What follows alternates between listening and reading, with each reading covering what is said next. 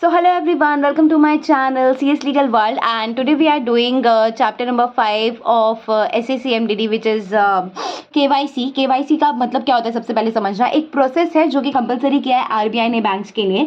इससे business institution को easy हो जाता है उनके कस्टमर्स को पहचानने के लिए। ये एक इंटर बेंचमार्क सेट किया है basically for framing anti money laundering and combating finance, anti money laundering के लिए और combating finance of terrorism policies, मतलब जो फाइनेंस के लिए जो टेररिज्म के लिए फाइनेंस किया जाता है उसको कॉम्बैट करने के लिए रेगुलेटरी अथॉरिटी केवाईसी बनाया गया बेसिकली। फिर इसको बोल सकते हैं कि एमसीए ने क्या किया था, वेरिफिकेशन करने के लिए कि डायरेक्टर्स का वेरिफिकेशन करने के लिए एक DIR-3 फॉर्म कंपलसरी किया था बेटा। DIR-3 फॉर्म क्या होता है? एक ऐसा फॉर्म होता है जो डायरेक्टर्स को फॉर्म फिल करना होता है एवरी ईयर। DIR-3 KYC ये फॉर्म फिल करना होता है उनको, जिसमें कि डायरेक्टर्स को अपना पर्सनल मोबाइल नंबर और पर्सनल ईमेल एड्रेस देना होता है और उस पर उनको OTP दे के वेरीफाई किया जाता है ये फॉर्म को करने के लिए। उसके बाद बोला है कि अगर नॉन कंप्लायंस करते हो आप तो दिन आपका जो होता है डीएक्टिवेट कर देता है। कौन डीएक्टिवेट कर देता है? MC डीएक्टिवेट कर देता है। फिर यहाँ पर आता है कि केवाईसी का ऑब्जेक्टिव क्यों है, करना क्यों ज़रूरी है। तो केवाईसी ज़रूरी इसलिए है कि जो कॉरपोरेट व्हीकल्स है बेसिकली वो इंटेंशनली या फिर अनइंटेंशनली कोई क्रिमिनल एलिमेंट करे, कोई for illicit purpose such as money laundering activities. कोई भी कॉरपोरेट जो मनी लॉन्ड्रिंग में घुस रहा है, कुछ भी इंटेंशनली करे अनइंटेंशनली करे हमको फ़र्क नहीं पड़ता, फ्रॉड कर रहा है, ब्राइबरी कर रहा है, करप्शन कर रहा है, shielding assets from creditors, creditor से एसेट्स छुपा रहा है, tax practices, illicit tax practices कर रहा है, मार्केट फ्रॉड कर रहा है, टेररिस्ट फंडिंग कर रहा है, टेररिस्ट को फंड दे रहा है, ठीक है, अवॉइड कर रहा है future risk. And the KYC related procedures also enable institution to better, ये एक तो ये वाला एक लाइन हो गया। दूसरा ये हो जाता है कि KYC related procedure also enables institution to better understand their customers and their financial dealings. This third वाला ये हो गया that this helps in managing associated risk prudently. तो 3 पॉइंट यहाँ पे हमको समझ में आया क्या? 3 पॉइंट क्या बोलने की कोशिश की गई है देखना और समझने की कोशिश करना बेटा जी। तो 3 पॉइंट हमको यहाँ पर ये समझ में आता है कि केवाईसी इसलिए बनाया जो कॉर्पोरेट व्हीकल है जो इंटेंशनली या फिर अनइंटेंशनली कोई ऐसा क्रिमिनल एलिमेंट करे, जैसे कि मनी लॉन्ड्रिंग में जा रहे, fraud, bribery, corruption, shielding assets from creditors, tax practices, illicit tax practices, market fraud, terrorist funding कर रहे हो, अवॉइड करना चाहते फ्यूचर रिस्क को। एक तो पॉइंट ये हो गया, इसको अवॉइड करने के लिए, ठीक है, इसको स्टॉप करने के लिए, बेसिकली अवॉइड भी छोड़ दो। फिर केवाईसी रिलेटेड प्रोसीजर्स मतलब इंस्टीट्यूशन को भी ईजी हो जाता है उनके कस्टमर्स पहचानने के लिए। और केवाईसी जो होता है वो मैनेज करता है, बेसिकली हेल्प करता है मैनेज करने में एसोसिएटेड रिस्क जो रहता है, प्रूडेंटली रिस्क को मैनेज करने में हेल्प करता है। फिर उसके बाद है meaning of customer under KYC, like who is the customer under KYC.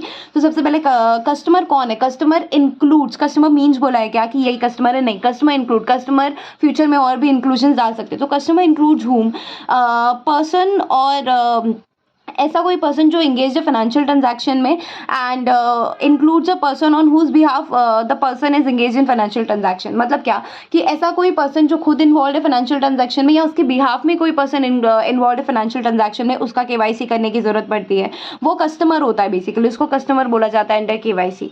फिर दूसरा कौन हो गया? जिसको कोई भी डायरेक्टर जिसको देना लौट के एमसीए ने वो। फिर कोई भी पर्सन या कोई भी एंटाइटी जो कि मेंटेन करती है अकाउंट और has a business relationship with bank, ठीक है।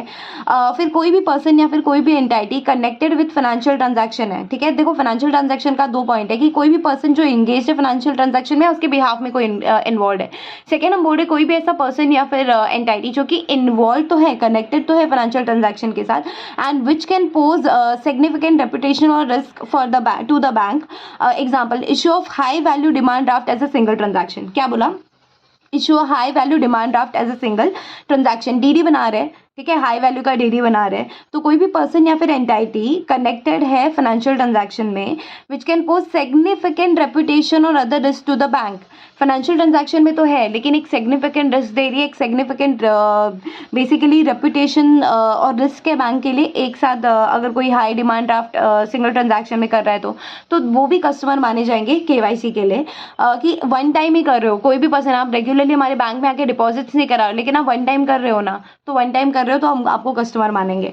फिर one on whose behalf the, फिर कोई भी बेनिफिशियरी ओनर भी है, कि आप डायरेक्टली तो नहीं हो, आप इनडायरेक्टली बेनिफिशियल ओनर हो, तो भी one on whose behalf the account is maintain, किसी और के बिहाफ में आप अकाउंट बनवा रहे हो उस पर्टिकुलर पर्सन का, वो भी कस्टमर माना जाएगा। तो कौन हो गया customer under KYC? Customer includes कोई भी पर्सन जो फाइनेंशियल ट्रांजैक्शन में इन्वॉल्व है या उसके बिहाफ में कोई इन्वॉल्व है, या फिर कोई भी पर्सन या फिर एंटाइटी जो फाइनेंशियल ट्रांजैक्शन में तो कनेक्टेड है लेकिन वो सिग्निफिकेंट रेपुटेशन या फिर एक रेपुटेशनल अदर रिस्क दे रही है बैंक को, एक रेपुटेशन रिस्क दे रही है, कोई भी अदर रिस्क दे रही है बैंक को, जैसे कि एक साथ कोई बड़े अमाउंट का डिमांड ड्राफ्ट आप क्रिएट कर रहे हो।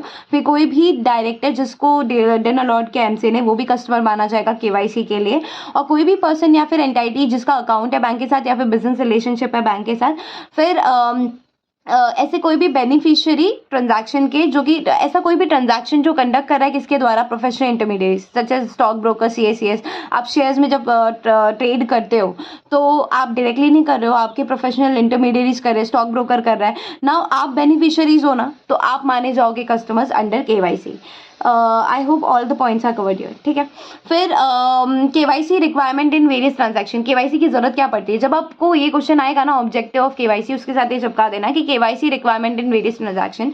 आप कंपनी इनकॉर्पोरेट कर रहे हो, ठीक है, आपको डिन लेना है, तब आपको केवाईसी की जरूरत पड़ेगी। फिर आगे आपको बैंक अकाउंट ओपन करना है, ठीक है बेटा, आपको बैंक अकाउंट ओपन करना है, या फिर आपको डीमैट अकाउंट ओपन करना है, या फिर डिपॉजिट या विड्रॉ करना है कैश को, परचेज कर रहे हो गोल्ड सिल्वर प्रॉपर्टी, या फिर लॉकर फैसिलिटी लेना चाहते हो, कोई सब्सिक्वेंट अकाउंट खोल रहे हो आप, लेकिन पहले आपने केवाईसी डिटेल्स नहीं दिए थे। फिर जब बैंक को लगता है कि नहीं भाई केवाईसी करने की जरूरत है, या फिर कोई भी चेंजेस टू सिग्नेटरी, ठीक है, चेंजेस टू सिग्नेटरी मतलब कि पहले आपका लेट्स से सिंगल अकाउंट था, अब आप उसको जॉइंट अकाउंट करना चाहते हो, तो चेंजेस टू सिग्नेटरी हो गया, या फिर जॉइंट अकाउंट ऑलरेडी था, आपने बोला कि अब मैं मेन होल्डर नहीं हूँ, ये मेन होल्डर है, तो चेंजेस टू सिग्नेटरी हो रहा है, तो भी केवाईसी करना पड़ेगा। ऑल्सो नॉन अकाउंट होल्डर भी हो, ठीक है, आप नॉन अकाउंट होल्डर हो, अकाउंट होल्डर नहीं उस बैंक में, लेकिन अप्रोच कर रहे हो बैंक को for high value one of transaction, जैसे कि डिमांड ड्राफ्ट क्रिएट करना, तो भी आप माने जाओगे क्या? आपको केवाईसी की जरूरत पड़ेगी। तो KYC requirement in various transaction, so these were the transaction where KYC was required. Now हम पढ़ने जा रहे हैं types of KYC which is central KYC and electronic KYC. So firstly will understand कि सेंट्रल केवाईसी या फिर electronic KYC होता क्या है। सेंट्रल केवाईसी का मतलब क्या होता है? Central KYC registry across all financial sectors. क्या बोला मैंने? Central KYC registry across all financial sectors has been set up a depository for KYC records. क्या बोला मैंने? सेंट्रल केवाईसी का मतलब ये होता है, वो आगे दिया है, सेंट्रल केवाईसी के बारे में बोला है दैट सेंट्रल केवाईसी रजिस्टर करती है अक्रॉस ऑल फाइनेंशियल सेक्टर, ठीक है, which has been set up as a depository for KYC record, कि एक यूनिफाइड सिस्टम बना दिया कि फाइनेंशियल सेक्टर्स में जब कोई इन्फॉर्मेशन चाहिए रहेगा तो सी केवाईसी अगर है तो उससे आप ले सकते हो। तो अब देखना ये बोला है, after complying with C KYC एक unified customer identification code is generated. After जैसे आपने सी केवाईसी कंप्लाई कर लिया या सी केवाईसी फॉर्म फिल कर दिया या आप उसके अंडर आ गए, एक unified customer identification code generate होता है। कैसा code? Unified customer identification code, जो कि यूज होता है व्हेनेवर केवाईसी इज रिक्वायर्ड। जब ही भी केवाईसी की जरूरत पड़ेगी तो आप वो यूनिफाइड आइडेंटिफिकेशन कोड डाल दोगे, बोलोगे कि ये मेरा यूनिफाइड आइडेंटिफिकेशन कोड है, तो डायरेक्टली केवाईसी मिल जाएगा, आपको दोबारा नहीं करवाना पड़ेगा। इनिशिएटिव ये लिया था centralising and streamlining KYC process को करने के लिए, and also to avoid the duplication of KYC या फिर फॉर्जरी को हटाने के लिए या उसके स्कोप को कम करने के लिए। फिर गवर्नमेंट ने ऑथोराइज किया है किसको बेटा? Central registry of securitisation asset reconstruction and security interest of India, that is CERSAI. इसको क्या पढ़ेंगे? सेरसाई। तो गवर्नमेंट ने ऑथोराइज किया है सेरसाई को for performing the functions of central KYC record registry. CERSAI को गवर्नमेंट ने ऑथोराइज किया है कि तू सेंट्रल केवाईसी के रिकॉर्ड्स जो है उसको रजिस्ट्री में डालने का काम कर, और उनको एक और ड्यूटी दी है कि तू रिसीव कर डिटेल्स, और उसको रिसीव करने तो तेरा काम है, डिटेल्स रिसीव करने का तेरा काम है, उसको सेफली स्टोर भी करना पड़ेगा, and retrieving the KYC records in digital form of a client earlier customer, तो ऑब्वियसली उसको रिस्टोर कर, जो भी कर, जैसा भी करना है वो सिस्टम में मिलना चाहिए।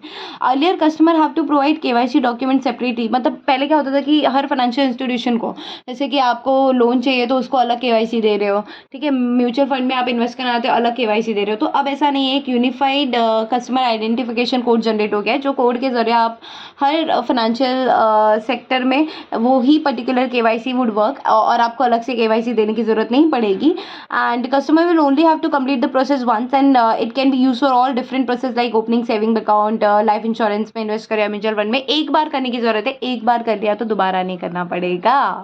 जैसे शादी एक बार होती है ना, वैसे सेंट्रल केवाईसी भी एक बार होती है।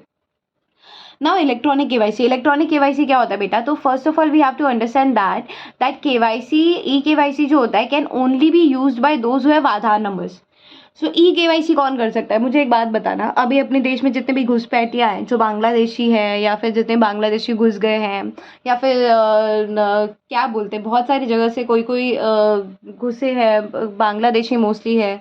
तो अब जो है इलेक्ट्रॉनिक केवाईसी, अफगानिस्तान से कुछ लोग आए, उनको अभी तो मे बी सिटीजनशिप या ऐसे दे दिया है, बट ऐसे भी कई हैं जो घुसपैठिए जिनको नहीं दिया है। तो do they have Aadhaar numbers? नहीं। Can they do e-KYC? Never in their life, until unless they have got the Aadhaar number. So have you got the importance of Aadhaar number now? कि e-KYC कोई बांग्लादेशी घुसपैठी कर सकता है क्या? तो नहीं। e-KYC कौन कर सकता है बेटा? जो जिसके पास आधार नंबर है फर्स्ट ऑफ ऑल, या फिर आधार नंबर होना ज़रूरी है। फिर बोला है customer by their own consent, customer by their own consent need to authorise unique identification authority of India. क्या बोला मैंने? कस्टमर को उनके ओन, मतलब कस्टमर को कंसेंट देना पड़ेगा खुद ऑथराइज करने के लिए unique identification authority of India which is UIDAI। उनको आपको कंसेंट देना पड़ेगा ऑथराइज करने के लिए टू रिवील देयर आइडेंटिटी और address information through biometric authentication to their respective bank branches. इसमें क्या होता है ना बेटा, देखो सेंट्रल केवाईसी में क्या था कि आपने एक केवाईसी बना लिया, वो चल रहा है चल रहा है चल रहा है, सबके पास वो डेटा जा रहा है। इलेक्ट्रॉनिक केवाईसी में क्या होता है कि ये कोई भी नहीं ले सकता, इलेक्ट्रॉनिक केवाईसी वही ले सकता है जिसके पास आधार नंबर हो। कस्टमर्स को बेसिकली खुद कंसेंट देना पड़ेगा, किसको कंसेंट देना पड़ेगा? To authorise UIDAI। क्या बोला मैंने? नीड टू ऑथोराइज, मतलब उनको खुद ऑथोराइज करना पड़ेगा UIDAI को टू रिवील देयर आइडेंटिटी। और मतलब अगर UIDAI बोले आपकी आइडेंटिटी रिवील करना है क्या, आप फाइनेंशियल सेक्टर में कहीं लोन लेने जा रहे हो, ठीक है, आपने e-KYC किया हुआ है। सेंट्रल केवाईसी होता तो डायरेक्ट इन्फॉर्मेशन चला जाता था वो कोड के जरिए। अब आप e-KYC कर रहे हो, ठीक है, e-KYC कर रहे हो तो आपको हर बार आपको UIDAI को ऑथराइज करना पड़ेगा टू रिवील योर आइडेंटिटी और address information through biometric authentication to their respective bank. ठीक है, उसके बाद बोला है after this the UIDAI sends the customer data. एक बार आपने ऑथराइज कर दिया तो UIDAI क्या करेगा? आपका जो कस्टमर डेटा है comprise of your name, age, gender etcetera, photograph etcetera, electronically bank को देगा। क्या करेगा बेटा? सेंड करेगा electronically your details to the bank. And basically it's a valid process of course for KYC verification under prevention PMLA और rules there under. e-KYC process will be considered as valid document. इसको हम valid document मानेंगे, ऐसा नहीं कि valid document नहीं है। तो did we understand the difference between central KYC and e-KYC? Exam में अगर आ गया कि ठीक है डिफरेंस बताना है सेंट्रल KYC एंड e-KYC का, तो can you tell me the difference now? दिसंबर 2019 में पूछा भी था कि e-KYC और e-KYC में डिफरेंस बताना है, ठीक है, तो क्वेश्चन आ सकता है। सबसे पहला डिफरेंस तो ये हो गया कि e-KYC वही कर सकते हैं जिनके पास आधार नंबर होगा। यहाँ पे है सेंट्रल KYC में कि ऐसे कोई भी रिक्वायरमेंट की ज़रूरत नहीं है। ये तो हमने पहला डिफरेंस देख लिया। सेकंड डिफरेंस क्या हो सकता है कि e-KYC में एक unified customer identification code generate होता है।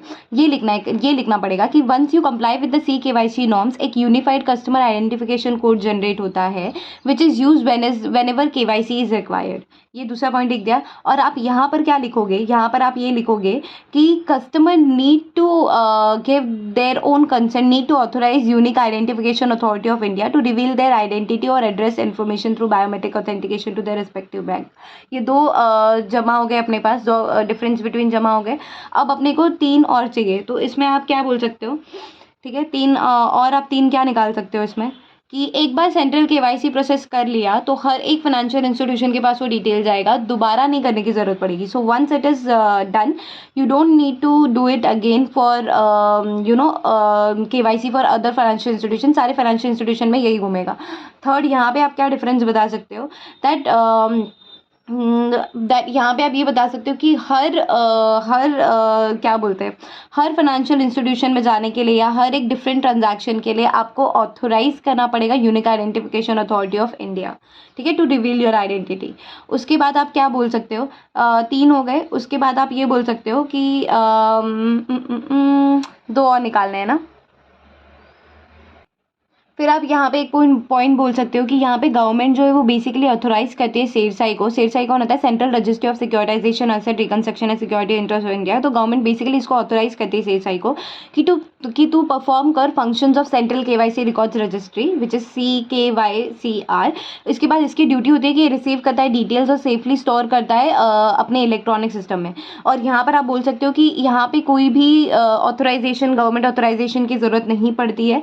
यहाँ पर कस्टमर को हर एक ट्रांजैक्शन के लिए अलग से ऑथोराइज करना पड़ता है। There is no such this thing is there, ठीक है, ये बोल सकते हो। 3-4 हो गए अपने, एक और चाहिए। एक और में आप क्या बोलोगे कि customer will only have to complete the process once, it can be use for all different process like.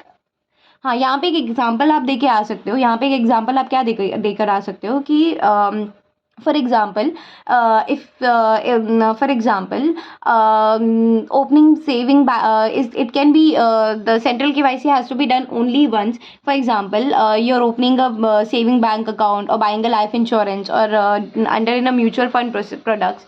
So you don't have to go individually and authorize this. Once the KYC is done, it can be used for all this examples, ठीक है। यहाँ पर आप क्या बोल सकते हो, that for example, if you have to open saving bank account or if you have to purchase gold silver property or if you have to open a bank locker facility या कोई भी फैसिलिटी या कोई भी financial sector में भी आप जा रहे हो तो आपको इंडिविजुअली हर एक ट्रांजैक्शन को ऑथोराइज करना पड़ेगा। So these are the difference between these two. तो अब यहाँ पर देखना कि KYC of directors by MCA at the time of allotment of DIN. जब MCA जो है वो अलॉट करता है डिन डायरेक्टर्स को, तो उस टाइम पे KYC ऑफ डायरेक्टर्स कराना ज़रूरी है क्या, और क्या उसी टाइम कराना है, एवरी ईयर नहीं कराना है क्या, तो उसके बारे में बात की गई है। तो पहले जो होता था ना, मैंडेटरी नहीं था डायरेक्टर्स के लिए to update their KYC every year on the subsequent change.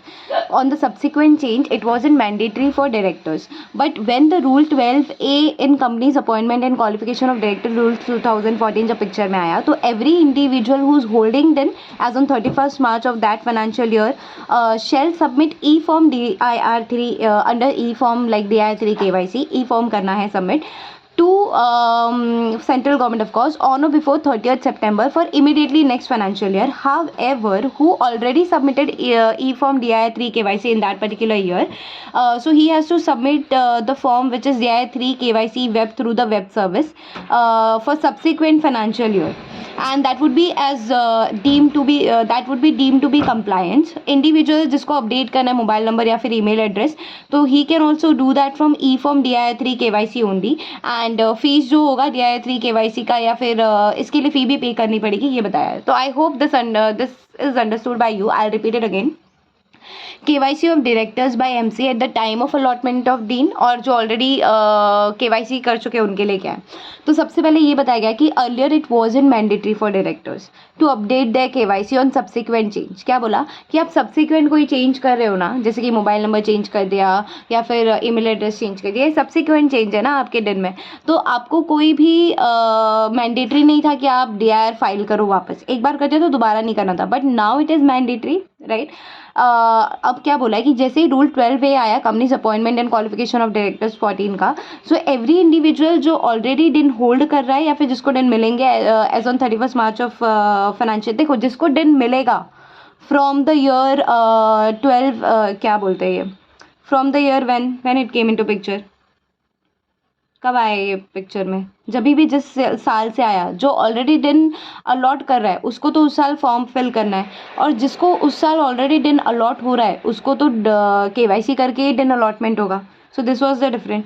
So this is why it has been said that every individual जो होल्ड कर रहा है DIN as on 31st March of financial year, उसको submit करना पड़ेगा e-form DIR3 KYC to central government on और before 30th September of immediately next financial year. However who already submitted form DIR3 KYC, जिसने already submit किया है उनके लिए ये ऑलरेडी सबमिट किया है, इन प्रीवियस फाइनेंशियल ईयर, तो इन दैट केस उनको केवाईसी वेब करना पड़ेगा, DI3 केवाईसी वेब करना पड़ेगा through the web services subsequent for financial year in relation to any subsequent financial year, and that would be deemed to be compliance. मतलब क्या, इसको बहुत अच्छे से समझने की कोशिश करना, this is very important. KYC of directors by MCA at the time of allotment of death. तो सबसे पहले हमने ये समझा कि it was in mandatory earlier for directors to update their KYC on subsequent change, लेकिन जब से रूल 12A आया, companies appointment and qualification of directors rules 2014 का, जैसे ही रूल 12A आया, एवरी इंडिविजुअल जो दिन होल्ड कर रहा है as on 31 March of that financial year, he has to submit one form which is DI3 KYC. ठीक है, किसको? सेंट्रल गवर्नमेंट को। कब? 30 September of that immediately financial year. यहाँ तक हमको समझा क्लियरली? चलो सही है। However, who has already submitted DIR3 KYC, जिसने ऑलरेडी सबमिट कर चुका है उस फाइनेंशियल ईयर में, in that previous financial year में, सो उनको सबमिट करना है DIR3 KYC web through web service. उनको वेब सर्विस के थ्रू DIR3 KYC ई फॉर्म नहीं करना है, वेब करना है। ठीक है, और in relation to any subsequent financial year and it shall be deem to be compliance. जो एक बार ऑलरेडी कर चुका है ना DI3 KYC, उसको बाद में कौन सा करना है? DI3 KYC वेब, खत्म। उसके बाद अगर कोई इंडिविजुअल है जो अपडेट करना चाहता है, चेंजेस करना चाहता है, तो उसको DI3 KYC फिल करना पड़ेगा। और DI3 KYC जो है, आप KYC करो, ई फॉर्म करो या फिर वेब के ज़रिए करो, फ़ी होता है जो कि कंपनीज का जो registration office and fees rule है उसमें मैंशनड है, नहीं लिखा तो भी ज़रूरत चलेगा, कोई प्रॉब्लम नहीं है। फिर है केवाईसी ऑफ कंपनीज। अब इसमें क्या बताया देखना, I hope that was clear to you. अब इसमें क्या बताया, कितना बड़ा है ये? इतना बड़ा है। ठीक है, सो केवाईसी ऑफ कंपनीज, की कंपनी को भी केवाईसी कराने की ज़रूरत है क्या बेटा? कंपनी को केवाईसी कराने की ज़रूरत है क्या? क्या कंपनी को केवाईसी कराने की ज़रूरत है क्या? तो इसमें घुमा फिरा कर बात तो सेम की गई है, आपको सिर्फ और सिर्फ ये पॉइंटर्स याद रखने की जरूरत है। सबसे पहले एप्लीकेबिलिटी DI3 KYC, तो एप्लीकेबिलिटी किस पे जाएगा? डायरेक्टर्स को। कब जाएगा? 31 ऑन और before 31 March of that financial year and whose then status is approve. तो DI3 KYC is required to be filed by every director who holds DIN on or before 31st March of a financial year and whose DIN status is approved। हर साल 31 मार्च, हर साल on और before 31 March of, मतलब हर साल basically directors को DI3 KYC form जो है वो fill करना है, वो सबमिट करना है। किसको बेटा? सेंट्रल गवर्नमेंट को। ये समझ गया। ड्यू डेट क्या है? 30 September of immediately next financial year के पहले। प्री रिक्विजिट्स क्या है कि आपका unique, obviously unique personal mobile number होना चाहिए, पर्सनल मोबाइल नंबर होना चाहिए यूनिक। आप ऐसा नहीं कि दो डायरेक्टर सेम मोबाइल नंबर दे, तो वैसा नहीं चलेगा ना बेटा। यूनिक पर्सनल मोबाइल नंबर होना चाहिए, पर्सनल ईमेल होना चाहिए और mobile number for receiving OTP। तो ये हो गया प्री रिक्विजिट। सर्टिफिकेशन क्या है? सर्टिफिकेशन होगा तो पहले तो आपको अपना डिजिटल सिग्नेचर सर्टिफिकेट डालना है, उसके बाद आपको सर्टिफाइड भी कराना है कि DI3 KYC form by PCA, PCS, PCA में। उसके बाद एप्लीकेबिलिटी ऑफ डिस्क्वालीफाइड डायरेक्टर्स। कोई डिस्क्वालीफाइड डायरेक्टर्स है जिसको सस्पेंड कर दिया था, तो वो बोल रहा है मैं तो सस्पेंड हूँ, मैं क्यों फॉर्म फिल करूँ? तो ऐसा नहीं होगा। जो डिस्क्वालीफाइड डायरेक्टर्स है, he also has to submit DI3 KYC to central government every damn year. Deactivation, okay, deactivation में क्या है कि डायरेक्टर्स अगर DI3 KYC फॉर्म फिल नहीं कर रहा है तो MCA 21 सिस्टम में हम उनको मार्क कर देंगे, will mark all approved DIN against which DI3 KYC has not been filed as deactivated. उनको डीएक्टिवेट कर देंगे और नॉन फाइलिंग बोल देंगे, नॉन कंप्लायंट है करके वैसा बोल देंगे। फिर फीस क्या होगी? तो इसमें याद है यहाँ पर हमने बोला था कि DI3 KYC के लिए फीस भरना पड़ता है, तो कोई फ़ी नहीं पे करना होता है, निल होता है। फीस जो होता है वो निल होता है, और लेट फ़ी अगर है तो फिर 5000 आपको लेट फ़ी पे करना होता है। तो निल फ़ी होता है, कोई भी फ़ी भी नहीं पे करना है। और लेट फ़ी अगर आप लेट दे रहे हो, DI3 KYC लेट आप सबमिट कर रहे हो, तो 5000 भी उसके साथ तैयार रखना। फिर है फॉर्म ऑफ रिस्टोरेशन। तो MCA has also notified format of KYC, वही फॉर्म दिया है कि कैसा फॉर्म होगा ये वो। तो अगर KYC ऑफ कंपनीज ऐसा कोई क्वेश्चन आता है तो यू हैव टू अंडरस्टैंड कि ये याद करके जाना एग्जाम टाइम पे, एक दिन पहले यही हेडिंग्स देखना, ये वाले देखने की ज़रूरत नहीं है, क्योंकि अगर कंसेप्ट याद रहा एक बार तो फिर हेडिंग्स देख लिया तो काफ़ी है।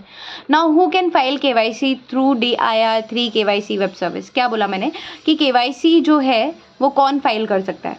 तो एनी डिन holder who has already submitted E form DI3 KYC in any of the previous financial year, क्या बोला मैंने, कोई भी ऐसा डिन होल्डर जिसने ऑलरेडी सबमिट किया है e form DI3 KYC in any of the previous financial years and who does not require update in any of his KYC details as submitted may perform his annual KYC by accessing this form web service. No fees is payable up to the due date of each financial year after the due date 5,000. तो अगर कोई एक ऐसा person है जिसने अपनी life में already DI3 KYC fill किया था एक बार, तो फिर हु डज नॉट क्या बोला previous financial year and who does not require to update in any of the KYC details as submitted may perform his annual KYC by accessing, ठीक है, जिसको कोई भी चेंजेस नहीं करना है, जिसको कोई भी चेंजेस नहीं करना है और ऑलरेडी एक बार सबमिट कर दिया तो उसको DI3 KYC वेब देने की ज़रूरत है, ठीक है।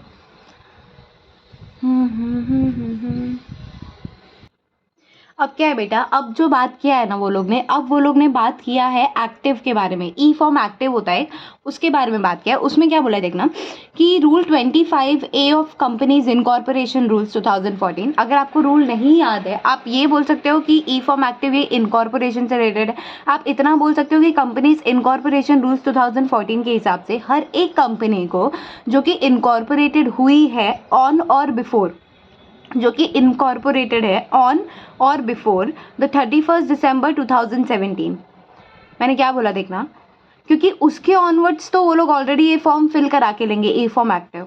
बट ऐसी कोई कंपनी जो कि या फिर वो कोई भी कंपनी जो कि इनकॉर्पोरेट हुई है 31 दिसंबर 2017 को या उसके पहले shall file particulars of the company and its registered office in e form active, समझा, ऑन और बिफोर 15 जून 2019। मेरे लिए डेट बहुत इंपॉर्टेंट है 15 June 2019 because I got married on this date. तो मुझे ये हमेशा याद रहेगा कि 15 जून 2019 को उनको ये फॉर्म सबमिट करना था, जो कि सारी कंपनी जो थी वो इनकॉर्पोरेटेड हुई थी, जो कि सारी ऑन और बिफोर 31 दिसंबर 2017 उनको पर्टिकुलर सबमिट करना था कंपनी का और उसके रजिस्टर्ड ऑफिस का इन ई फॉर्म एक्टिव, और ये फॉर्म उसको सबमिट करना था उनको ऑन और बिफोर 15 जून 2019। इतना मेरे को समझ में आ रहा है।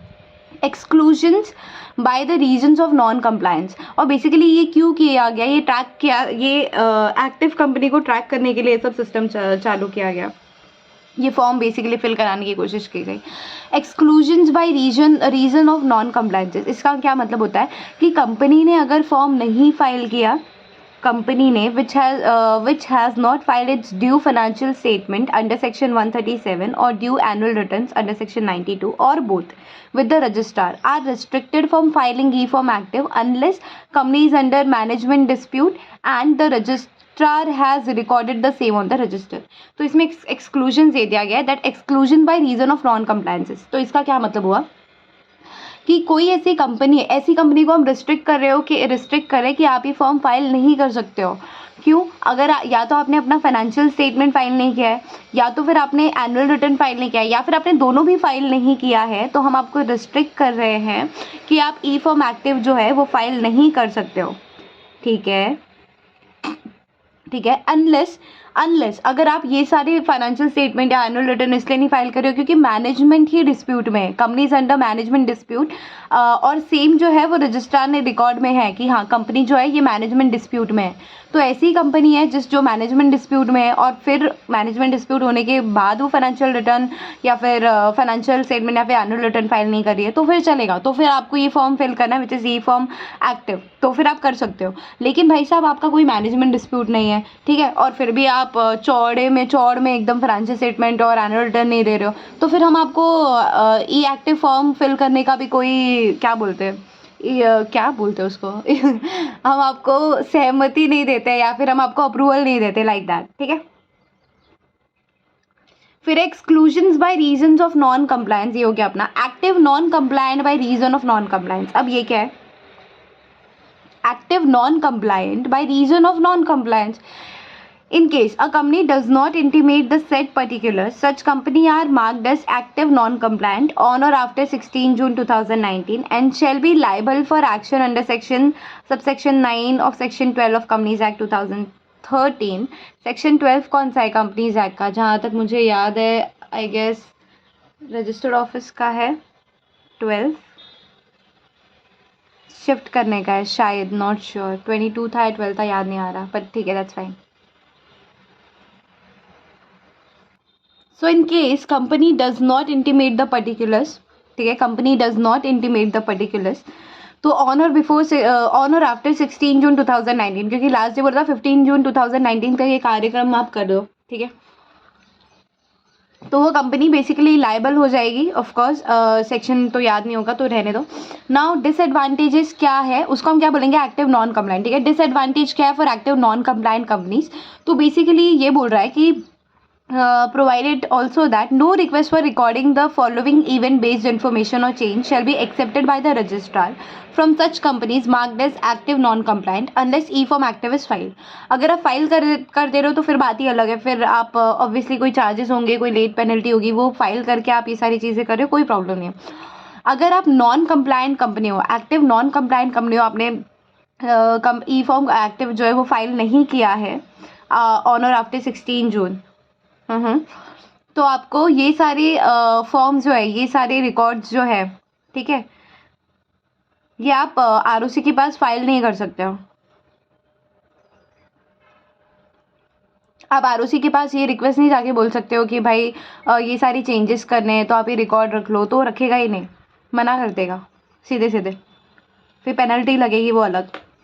कौन से है वो, SF7 which is change in authorise capital. Authorise capital में जब आप चेंज करते हो तो obviously you have to intimate to ROC. PAS 3 which is change in PDF paid up capital, ठीक है। DI12 which is change in director. Change in director, अगर आप डायरेक्टर चेंज भी कर रहे हो तो भी आप आरओसी के पास रिक्वेस्ट नहीं कर सकते हो कि भाई रिकॉर्ड ले ले, मैंने डायरेक्टर चेंज कर दिया है, एक्सेप्ट इन फ्यू केसेस, लेकिन आप नहीं कर सकते हो। सो हैव टू अंडरस्टैंड ये जो ई फॉर्म एक्टिव है, इसका importance you have to understand कि ना तो ऑथोराइज कैपिटल बढ़ा मतलब रिकॉर्ड नहीं करवा सकते उसके। No request for recording the following event based information नहीं बोल सकते आरओसी, क्योंकि रिकॉर्ड को मेंटेन कर लो अपने पास। ऑथराइज कैपिटल हो गया, पेड अप कैपिटल हो गया, डायरेक्टर चेंज कर रहे हो, एक्सेप्ट इन व्हाट केसेस बेटा, सिजेशन ऑफ डायरेक्टर हो रहा है, ठीक है, एक्सेप्ट सिजेशन ऑफ डायरेक्टर हो रहा है, या फिर ऐसी कंपनी में डायरेक्टर्स का अपॉइंटमेंट हो रहा है जहाँ पे मिनिमम नंबर ऑफ डायरेक्टर्स कम मतलब का रिक्वायरमेंट जो है वो कंप्लाई नहीं हो रहा है। So appointment of director in such a company where the total number of directors are less than the total number of directors are less than the minimum number of provided in as per section 149, ठीक है। Appointment of उसके बाद ये इसके exceptions है जो continue हो रहे हैं। Appointment of any director in such company where director have been deactivated. Appointment of any director in appointment of any director in such company where none of all or any of its director have been deactivated, okay।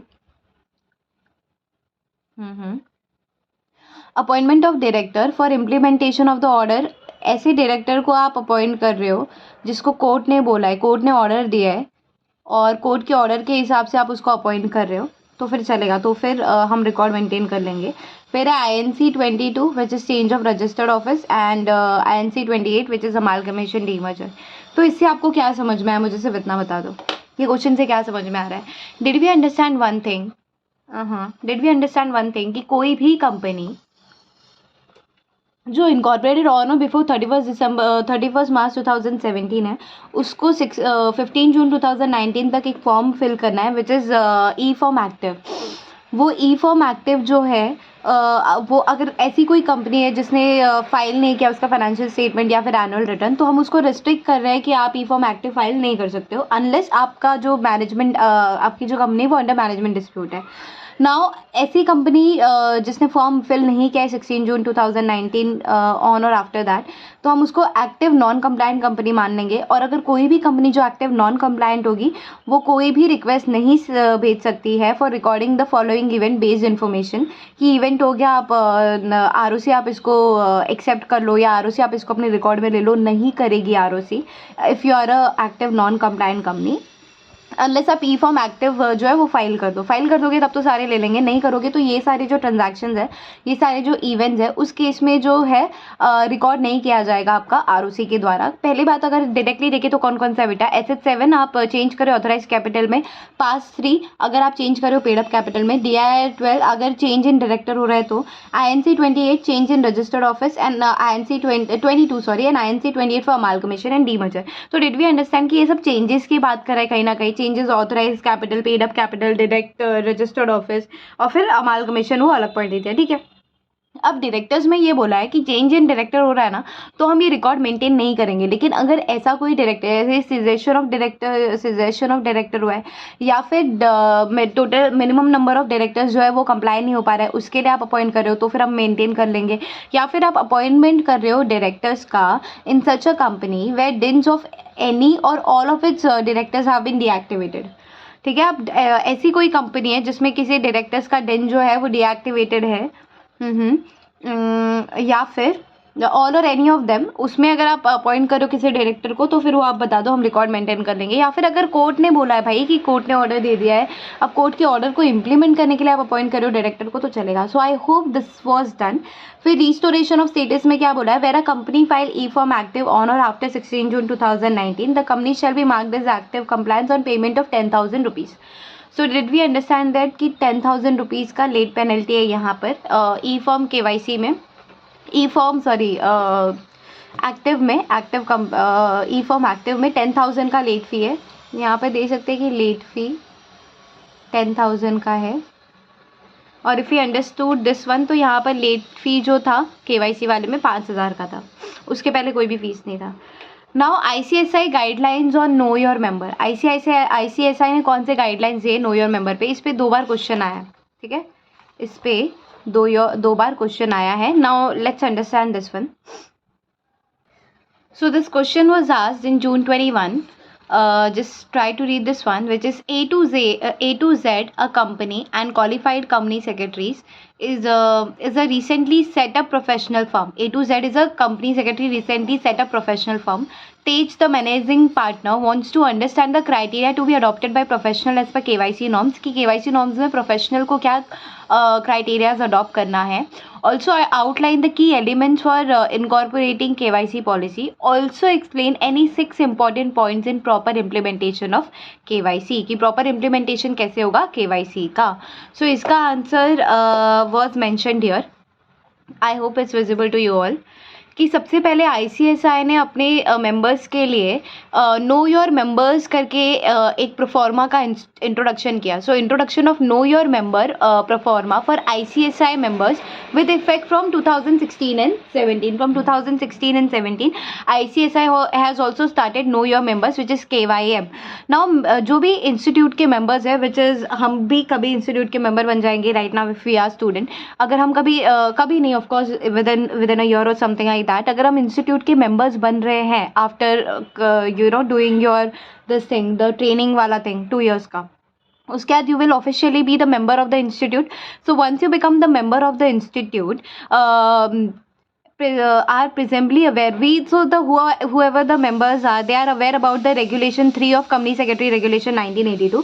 company secretaries regulation 1982 के section 3 में ये बोला है, wherein every member is required to communicate to the institute any change of professional address within 1 month of such change.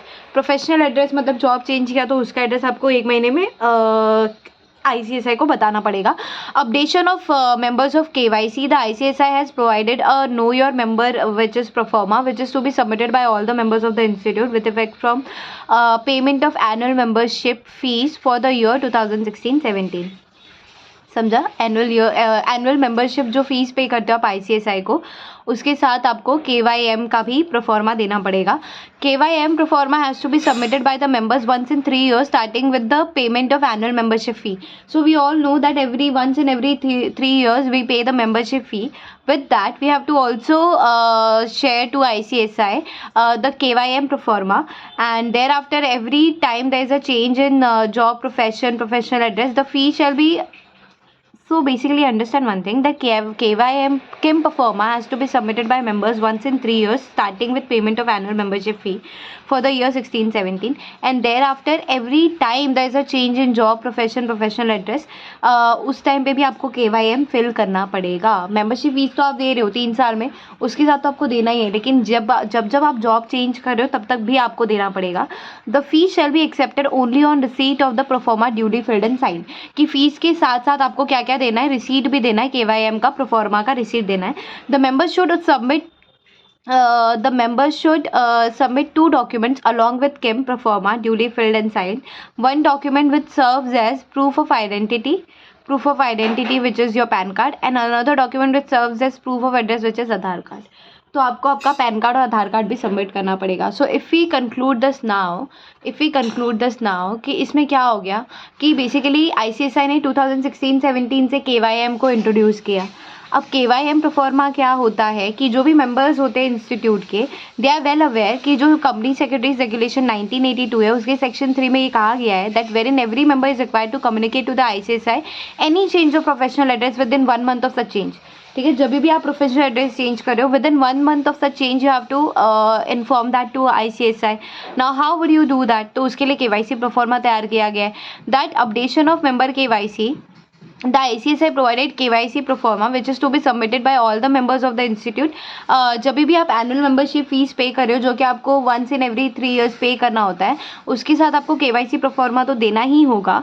उसके साथ आपको आपका आधार card, pan card भी देना होगा. लेकिन जब भी आपके प्रोफेशनल एड्रेस में चेंज हो रहा है, जब भी आप जॉब चेंज करो, प्रोफेशन चेंज करो, पहले आप जॉब कर रहे थे, अब आप अपने प्रैक्टिस चालू कर दिया, तो with in 1 month of such change आपको KYC प्रोफॉर्मा फिर से ICSI को देना पड़ेगा. So I hope it was very clear.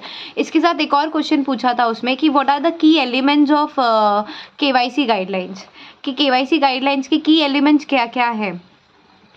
So KYC is aimed to make it easier for business institution to know and understand their customer. Implementation of KYC guidelines for every new bank account was made compulsory by RBI in the year. ठीक है. Generally the KYC policy is incorporating the following 4 key elements. KYC policy जो है वो incorporate करती है following 4 key elements: clients acceptance policy, client identification procedure, client monitoring mechanism and risk management. So 3 तो client से related है. Client acceptance policy, identification, monitoring, उनको identify करना, मॉनिटर करना, और रिस्क मैनेजमेंट का भी जो रहता है वो आता है KYC में.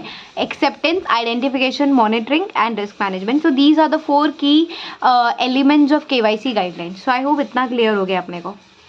सो what is next? So we are done with this question which is ICSI guidelines on know your members. We are done with this. What is next?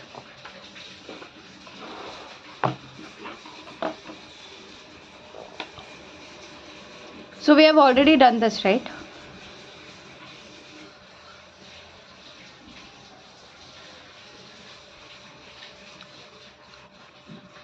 Right or not?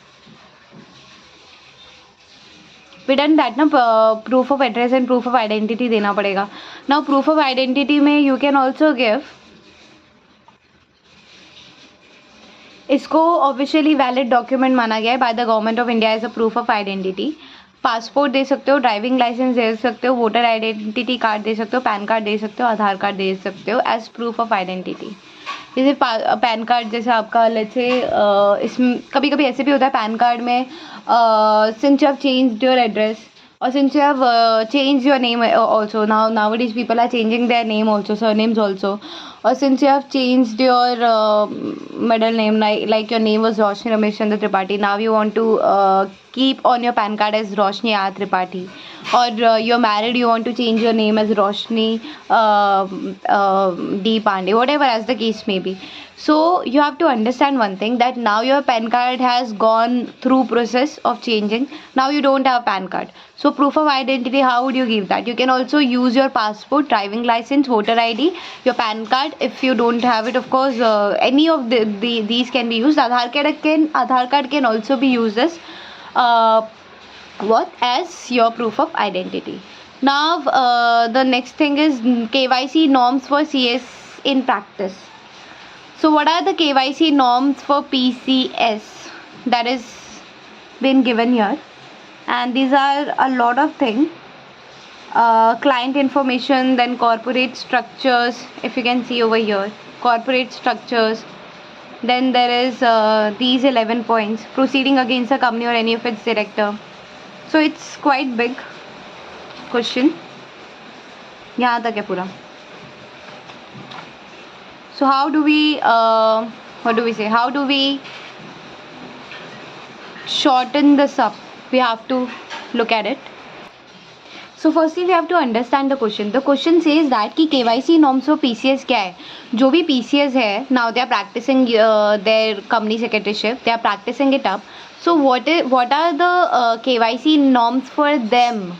KYC norms for them, और मतलब क्या बोल सकते हैं कि कोई PCS है, ठीक है ना, उसके अंडर बहुत सारे एम्प्लॉयज़ है, ठीक है ना, employees are there, I am sorry about that, ना एम्प्लॉयज़ आर देयर, ठीक है. अब एम्प्लॉयज़ जो है obviously, sorry my mistake, will start it again.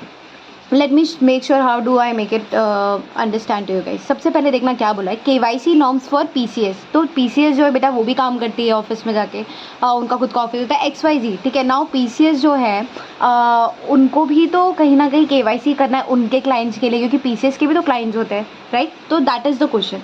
तो बेसिकली यहाँ पर देखना कि ICSI ने KYC नॉर्म्स दिया है, वो रिकमेंडरी नेचर है, कंपलसरी नहीं है. रिकमेंडरी आपको करना है करो, नहीं करना है as the case may be. Every PCS जो है जो बेसिकली कैरी आउट कर रही है attestation function, they are encourage to follow the KYC norms. Encourage क्या है, अगेन मैंडेटरी नहीं क्या है.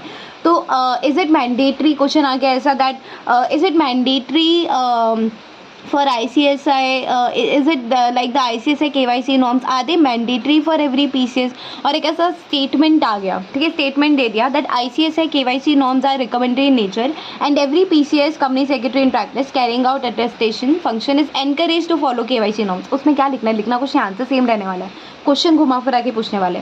Now first of all client information में क्या आएगा बेटा, क्लाइंट इन्फॉर्मेशन में name, client information. Now understand one thing, you are a PCS right now over there sitting on the chair, ठीक है. The client is coming to you, you have to ask the client, you have to get the client information कि भाई तेरी company का नाम क्या है, तेरा सिन नंबर बता, तेरा इनकॉर्पोरेशन डेट बता, कौन सी टाइप की कंपनी हो बता, बिजनेस डिस्क्रिप्शन क्या है तेरा, किस टाइप का बिजनेस करता है, एड्रेस बता तेरे रजिस्टर्ड ऑफिस का, कॉर्पोरेट ऑफिस का और ब्रांच ऑफिस का, पैन और name, pan and name and address of income tax circle बता, ठीक है. ईमेल आईडी बता, फैक्स नंबर बता, टेलीफोन नंबर बता, बैंकर्स क्या है तेरे, बैंक कौन कौन से बैंक्स है तेरे एंटाइटी के, कौन कौन से बैंक्स है जहाँ पे तूने अपने अकाउंट्स खोल के रखे, मेजर क्लाइंट कस्टमर इन्फॉर्मेशन बता.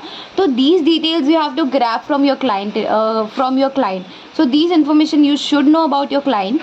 Basically these are recommendatory in nature and not mandatory in nature. Now you would say how can you ask major client customer information. Basically you're working for that client, okay. It's not that CS job is not that just you're doing data practice. It is not CS job. You're, what do I say, you're working in for that particular client. You're getting from that client like in lakhs, crores, whatever as the case may be, depends on the nature of work. So you have to get this information to know your customer, to know your client. You're knowing your client by doing this, and because of this your ICSI has given you KYC norms for yourself for PCS, and again he has said that it is recommendatory in nature and it is not mandatory. It is what? It is recommendatory in nature.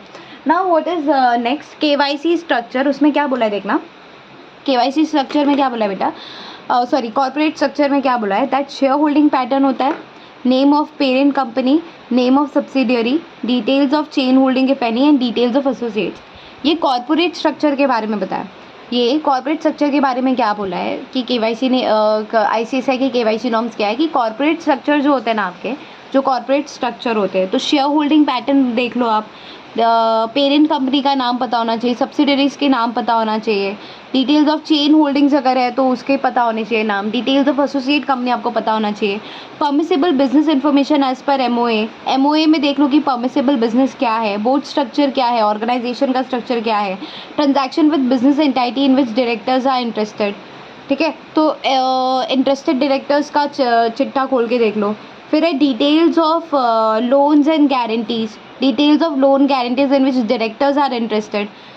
So these are the what do we say, these are the KYC norms which ICSI has given you. तो सबसे पहले हमने ये तो देख लिया हमको client information चाहिए, देन हमको कॉर्पोरेट स्ट्रक्चर पता होना चाहिए। कॉर्पोरेट स्ट्रक्चर में क्या, तो उनका शेयर होल्डिंग पैटर्न क्या है, पेरेंट कंपनी का नाम क्या है, सब्सिडरी एसोसिएट का नाम क्या है, डिटेल्स ऑफ चेन होल्डिंग है नहीं, ये हमको कॉर्पोरेट स्ट्रक्चर भी पता चल गया।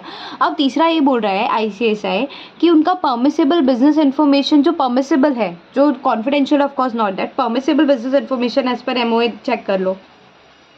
ये KYC नॉर्म्स है, अगेन KYC नॉर्म्स आपको चेक करना है सामने से कि परमिसेबल बिजनेस इन्फॉर्मेशन क्या है आपका एज पर MOA, ठीक है। बोर्ड स्ट्रक्चर आपका ऑर्गेनाइजेशनल स्ट्रक्चर क्या है, फिर ऐसे कौन से ट्रांजैक्शंस आप कर रहे हो किसी बिजनेस एंटिटी के साथ जिसमें डायरेक्टर्स इंटरेस्टेड है, आप उसका details of loans and guarantees दो मुझे, और details of loan and guarantee देना जहाँ पे डायरेक्टर्स इंटरेस्टेड है।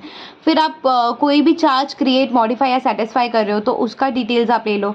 फॉरेक्स एक्सपोजर कुछ है या ओवरसीज़ बोरोविंग है उसका डिस्क्लोजर ले लो, ठीक है। डिस्क्लोजर एज इन उसके बारे में आपको पता होना चाहिए, ऑफकोर्स डिस्क्लोजर ले रहे हो आप। Payment status of statutory dues and arrears, कि जो स्टैट्यूटरी ड्यूज है जिनको पे करना ही है, जैसे कि कैसे बता सकते हो, कोई भी फॉर्म है जिसमें पेमेंट करना है, एप्लीकेशन दे रहे हो, उसके बाद आपको 10 लाख का पेमेंट करना है, 5 लाख का पेमेंट करना है, 5,000 का पेमेंट करना है, वो स्टैट्यूटरी ड्यूज हुए। तो या फिर आपने पेमेंट किया है या नहीं, या फिर एरियर्स है, वो आपको पता होना चाहिए। Name of CEO and company secretary and CFO of that company. Engagement information which is details of assignment propose by the entity. Engagement information कि कोई असाइनमेंट एंटाइटी जो भी असाइनमेंट पर्टिकुलरली ला रही है वो।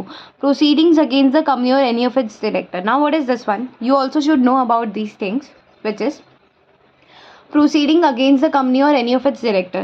So details of proceeding pending or commence etc. कि कोई आप मुझे कोई proceedings है जो pending है या अभी चालू हुई है उसके बारे में बता दो, ठीक है। डिटेल्स ऑफ प्रोसिक्यूशन, तो अब इसमें देखना बोलेंगे क्या कोशिश की गई है। Proceeding against the company or any of its director. First let me just tell you, ये जो आप सारे डिटेल्स ले रहे हो ना, आप ऐसे भी कर सकते हो, ठीक है, ऐसे भी कर सकते हो कि कोई भी क्लाइंट आ रहा है आपके पास एडवाइस के लिए।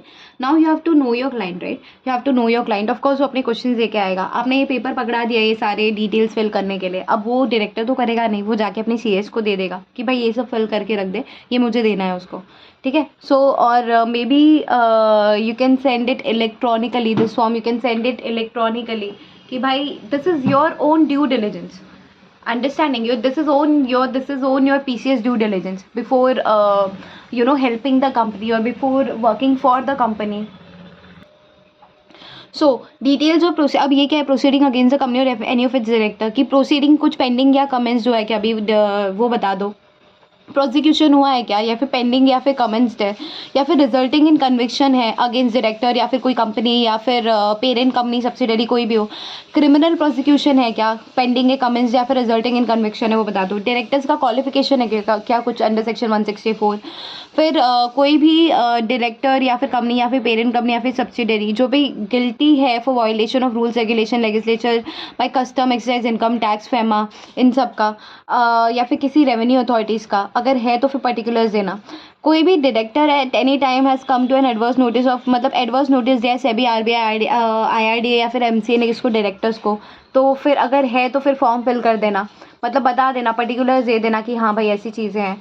फिर default in repayment of public deposit and unsecured loans, debenture, loans from bank, financial institution. Now what does it से, डिफ़ॉल्ट इन रीपेमेंट, आपने कोई डिफ़ॉल्ट किया है क्या कंपनी ने पब्लिक डिपॉजिट में, अनसिक्योर्ड लोन्स या फिर डिबेंचर्स, फाइनेंशियल इंस्टीट्यूशंस को, किसी का पेमेंट का आपने घपलेबाजी किया है तो वो भी आप बता देना। So these are the due diligence I can say or KYC norms for PCS and there are more. Other information में क्या बोला है देखना, that details of last IPO FPO right issue, कुछ आपने IPO FPO किया है, राइट इशू किया है तो आप वो बता दो। Name address and COP number दे दो स्टैट्यूटरी ऑडिटर का। फिर name address and COP number दे दो सेक्रेटरियल ऑडिटर का, statutory auditor and secretarial auditor. फिर undertaking from the client to confirm that the information provided is the best of their knowledge and belief. I undertake to keep the PCS informed as soon as possible of all event which take place subsequent to his engagement which are relevant to the information provided above. So suggested criteria to be adopted by professional as KYC norms, client acceptance policy हमने पहले भी पढ़ा है, client identification, monitoring and risk management. These are the suggested criteria to be adopted by professional as KYC norms. Then this says that these are suggested measures to be adopted by the professional while dealing with the client, undertaken any assignment from client, prospective client, as a code for good practice, as a due diligence. Every professional should ensure that no fraud has been taken place due to adoption of the poor KYC norms. ऐसा नहीं होना चाहिए because you did not do your job, because of that you're indulged into fraud, because that company is a fraudster and you did not do your own homework, your own due diligence wala thing, which is why you are also indulged in fraud now. So it is the duty of the professional. Proper checking of document will be done in order to complete the requirement in KYC norms. Though there is no settled manner for doing KYC by the professional, however, the ICSI has prepared the KYM KYC norms. However, variation in the procedure for KYC of one-time assignment and for the regular client may be there. Obviously, if you have a regular client, so you cannot give that form to him every time he's coming, right? And let's say he is your regular client for, let's say, 3 years, 5 years, etc. Okay, now one time you have given this. Now you can do one thing annually. You can ask that ki annually you have to give the KYC norm form, which have to be filled with more details. And if it's a regular client, you already know the business criteria things, so you can accordingly accommodate with the situation. The professional should take extra care with foreign clients also to ensure that all rules and regulation of FEMA and everything is followed. And case study is there that X is a director of ABC Limited. ABC Limited is a listed entity in NSE and BSE. X stays in India for 30 days in a year. He is in India from 1st June to 30th June every year. So as a PCS, prepare a checklist mentioning the details of compliances, citing provisions and consequences of non-compliance. क्या मांगा है यहाँ पे? As a PCS, prepare a checklist mentioning the details of compliances, citing provisions and consequences of non-compliances. ये consequence क्या होगा non-compliance का? ये case study दिया है. Risk upon due KYC, reputational risk. So basically this is your own homework, that as a PCS, prepare a checklist mentioning the details of compliances, citing provision and consequences of non-compliance. I'll just check this in scanner. If I have this answer, I'll get you that. So this is not also in the scanner, but what did I understood from this question, that X is a director of ABC Limited and ABC Limited is a listed company. ठीक है, the ABC Limited is a listed entity and director is coming for 30 days, that's fine. So he is in India from this one. As a PCS, prepare a checklist mentioning the details of compliances, citing provisions and consequences of non-compliance. इसका मतलब ये होगा कि जो director आ रहा है 30 days के लिए भी, तो हमको कंप्लायंस क्या, लिस्टेड एंटिटी का compliance, if you have seen that, तो डायरेक्टर को DIR3 KYC फॉर्म फिल करना होगा, right? So now we have to make sure whether the foreign director have to file DIR3 KYC. This the question lies here. और यहाँ पर ये बोला है कि every director who holds then.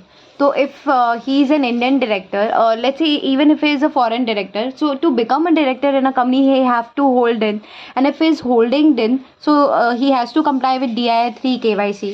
So if he doesn't comply with this one, so he has to file, if he doesn't comply with this one, so there's a late payment of, let's say 5,000, let's say, no, there is a late payment of 5,000 rupees. तो एक तो ये non compliance में उसको 5,000 का loss होगा, and also उसका non compliance अगर वो करेगा तो क्या होगा, अगर इसका नॉन कम्प्लायंस वो करेगा तो क्या होगा, he would be termed as or it could be termed as कि उसका डायरेक्टर जो डेन है वो डीएक्टिवेट हो जाएगा. Once is DIN is deactivated, so mostly अगर डेन अगर डीएक्टिवेटेड है, ठीक है, और फिर वो आपके पास आ रहा है कि ठीक है, आप मेरा ये इशू है, आप इसको रिजॉल्व कर लो, और आपने अपना ड्यू डिलिजेंस किया है, आपने अपना KYC किया है, KYC नॉर्म्स आपने अपना ड्यू डिलिजेंस कर रहे हो आप, ठीक है, जो ICSI ने दिया है गाइडलाइंस, या फिर जो आप आपके हिसाब से ड्यू डिलिजेंस कर रहे हो, एंड यू आर थिंकिंग नहीं, you are looking at it and you're saying your DIN is deactivated, I don't want to do your job. Or maybe if the situation, no, you can't say that, of course. You can suggest that person that how he can be compliant, or maybe you cannot deny the work, of course not. But you have to take extra care then. If you're working for such kind of people, you have to take extra care. So this is it. Question का answer ये होगा कि company listed है और उसने DIR3 KYC file नहीं किया है, या फिर लेट कर रहा है तो 5,000 एक्स्ट्रा फीस देना पड़ेगा, और अगर लेट नहीं भी कर रहा है तो कर ही नहीं रहा है तो डीएक्टिवेट हो जाएगा उसका DIN. So this is the result of non compliance here. और यहाँ पर देखते हैं कि एवरी कंपनी जो इनकॉर्पोरेटेड हुई है ऑन और बिफोर, यहाँ ये वाला उसके लिए नहीं आएगा, क्यों? क्योंकि कंपनी का है ना, एवरी कंपनी इनकॉर्पोरेटेड ऑन और before 31 December shall file the compliant वाला procedure, this is for company and not for him. Disadvantage of active non compliant company, इसका डिसएडवांटेज क्या होगा? एक्टिव नॉन कंप्लायंट कंपनी थी तो कि ये सब नहीं काम कर सकते हो आप। और डायरेक्टर के केस में क्या था, अगर डायरेक्टर चेंज हो रहा है तो भी नहीं कर सकते हो, but this is again this is for company not particularly for director, तो ये वाला आएगा टोटली ये वाला आंसर आपको लिखना है। So you can write over here consequences complying side, इसका आएगा DIR3 KYC, इसका आंसर है ये, समझा? So this is how, see how I took at least 2 minutes to think on it. So in exam now this question comes, so I can answer directly. Now what are the risk upon due KYC? ठीक है, risks upon due KYC. So there are different types of risk involved in non implementation of KYC. Reputational risk, some instances like if company entered into fraudulent transaction and later on if public will come to know about it, then this would create a sense of insecurity among the public and this would harm the reputation and it would be hard for the professional to attract client in future. Hence it is advisable to keep proper KYC of clients. Risk upon due diligence. अच्छा, अब इस question का मतलब क्या होता है? ये basically company secretaries के लिए क्वेश्चन है, ठीक है, PCS के लिए है, can be referred to PCA PCMA however. Risk upon due diligence, आपने ड्यू डिलीजेंस नहीं किया, आपने ड्यू KYC नहीं किया, now what are the risk of it?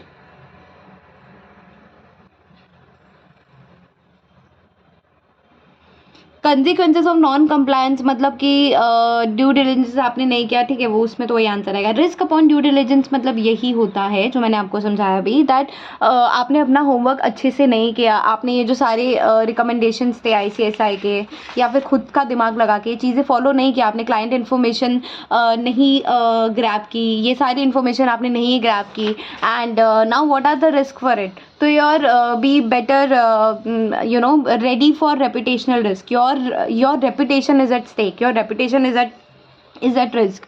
Now it would be difficult for you professionals to attract clients in future, और public will come to know, तो insecure हो जाएंगे वो लोग भी कि यार इस वाले से काम नहीं कराना है। Understanding one thing. Operational risk क्या होता है बेटा, देखना, that this can be considered as a risk of loss due to failed internal process, poor documentation, litigation disputes and due diligence, people and systems, or also from external events. तो risk upon due KYC कि आपने KYC नहीं किया, due diligence आपने नहीं किया है, due KYC नहीं किया है, उसमें ऑपरेशनल रिस्क क्या आ रहा है that this can be consider as risk of loss due to failed internal process. So basically operational risk of loss होगा किसको? आपको खुद को होगा रिस्क ऑफ लॉस। और क्यों हो रहा है ये? क्योंकि आपने इंटरनल प्रोसेस बराबर फॉलो नहीं किया है, पुअर डॉक्यूमेंटेशन है आपके फर्म में, लिटिगेशन डिस्प्यूट्स है, ड्यू डिलिजेंस नहीं कर रहे हो आप ढंग से, ठीक है। फिर the risk that arises legally, so now if your client is involve in some illegal activity and you would also attract penalty as a professional, because if a body does not follow KYC norm, it would subject to penalty, of course, because your client is involved in some illegal activity and you are certifying him as that he is very well compliant. So now later on, if that comes into the picture that he is involved in a illegal activity, there are various instances for it. For example, the best example, if you have seen the movie Corporate, in Corporate, Bipasha Basu, she didn't do anything, but she took the blame of it, like the company was involved in illegal activity, and after all she was blamed for all of that. Despite the fact that it was a movie, she did not knew things, but we all know that we can't give an excuse of law, right? She knew, that's a movie altogether different thing, but understand one thing, that for example, she knew that the illegal activity is going on in the company, she did not raise anything, or what do we say, as a firm, if you can see, then you're a PCS, your client is coming to you, he's into illegal activity and he is taking a certifications from you, you're giving as a well compliant. Now later on, if the things comes out, you will also be penalized. Financial risk में क्या है that if any professional without complying your due diligence KYC norms certification दे रहा है declaration and financial institution को आप basically देखना, मैं बताती हूँ. सो a director of XYZ company has come to you asking that you take out my details and just look at my disclosures. I want a loan of rupees 2000 crores. I have these much options and I can take up from these banks. So you're certifying that particular person as okay, this is fine. This is he's a solvent person. He can it is a solvent company. The company solvency ratio is this much. The company solvency details are this much. So you can give the loan to him. Now later on the person fails to identify a customer, then it will be hard for the customer certified what? Hold on.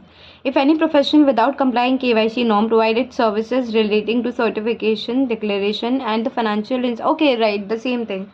आपने KYC norms अच्छे से देखा ही नहीं, आपको पता ही नहीं कि company का नाम देखा, उसका डिन नंबर नहीं पता आपको, डायरेक्टर का आपको कंपनी का सिन नंबर नहीं पता. So these are the basic things. तो ठीक है, यही सब नहीं पता, कंपनी का टाइप नहीं पता, तो फाइनेंशियल इंस्टीट्यूशन के लिए it would be difficult to identify the company or the customer for them. So it will be hard for them to retrieve its money. That's the logic here. Also, one more aspect of this question is that, however, this question is not going to come in your exam like that because कुछ clarity नहीं है. लेकिन ऐसा आ रहा है कि X is a director of ABC Limited. ABC Limited is a listed entity. X stays in India for 30 days in a year and he is in India from 1st June to 30th June every year.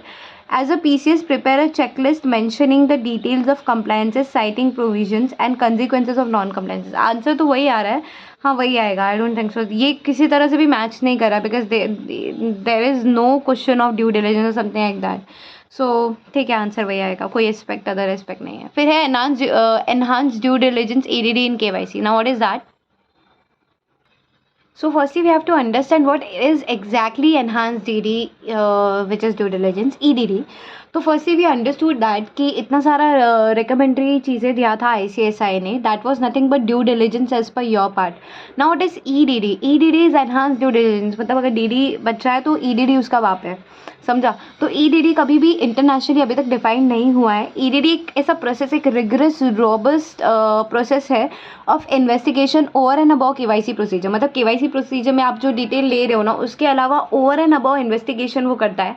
That seeks with reasonable assurance मिलता है. किस चीज़ में reasonable assurance मिलता है? To verify your customer identity, understand and test the customer profile, business and accounting activity, identity relevant adverse information and identity relevant adverse information मतलब क्या कि आपका जो क्लाइंट है लेट्स से वो मनी लॉन्ड्रिंग में है या फिर टेररिस्ट फाइनेंसिंग कर रहा है, टू सपोर्ट टेररिस्ट फाइनेंसिंग कर रहा है. तो आइडेंटिफाई करना है relevant adverse information and risk, assess the potential for money laundering and or terrorist financing, to support the actionable decision, to mitigate against financial, regulatory and reputational risk and ensure regulatory compliances. So this is EDD. So if somebody is asking you now what is EDD, so you have to understand that ICSI has given some recommendary this thing KYC norms or KYC norms, recommended KYC norms. So that was nothing but due diligence, but that was a son and EDD उसका बाप है. ठीक है, तो EDD जो है वो internationally defined नहीं है अभी तक और एक रिगरस रॉबस्ट प्रोसेस है of investigation over and above KYC procedure that seeks with reasonable assurance to verify and validate the customer's identity, understand and test your customer profile or their business or accounting activity, identify relevant adverse information कि कहीं वो money laundering या फिर terrorist financing में तो नहीं है, to safeguard yourself. तो rigorous and robust, reasonable, insurance and relevant adverse information, ये इसके 3 पॉइंट्स है. So what are the characteristics of EDD? So if someone or let's say if this has been asked in exam what is EDD, so you have to give this answer and you have to write 3 pointers and that's it. So basically till now this question has not been asked in exam but it can be in your exams. So rigorous and robust क्या? तो rigorous and robust generally this means rigorous and robust means robust information मतलब कि consistent हो आप consistency मतलब कि लगातार मांग रहे हो इन्फॉर्मेशन, थॉरो है, एक्यूरेट है, और ये जो प्रोसेस है, the process must be documented and available for inspection by regulators also. ये जो आप कर रहे हो ना ईडीडी वाला काम for particular company, so this has to be documented also, and if some regulator is asking, you have to give that also. The process must be smart. Smart में क्या, स्पेसिफिक होना चाहिए, मेजरेबल होना चाहिए, achievable, relevant and time bound. Smart में क्या, specific, measurable, achievable, relevant and time bound होना चाहिए। So this was with regard to rigorous and robust. फिर सेकेंड है रीजनेबल अश्योरेंस। तो आपको एक रीजनेबल अश्योरेंस मिल जाता है कि ठीक है, क्लाइंट आइडेंटिटी पता चल जाएगी, understand and test, you can understand and test your customer profile like that.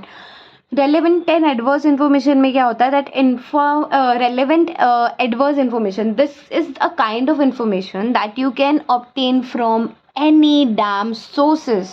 ठीक है, it is not that you have to obtain this information from client only, you can use your own brain, you can obtain this information from any damn sources including your internet, free and paid subscriptions that you have got, free and paid subscription databases, free and paid database if you can get this information from, and the media, and which is directly indirectly involvement in money laundering, terrorist financing, or predicate offenses.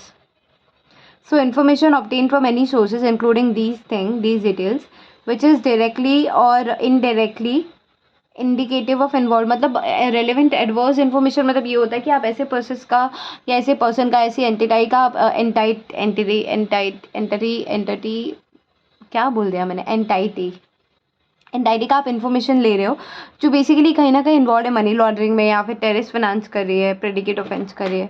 So these was with regards to enhanced due diligence, और you can say EDD.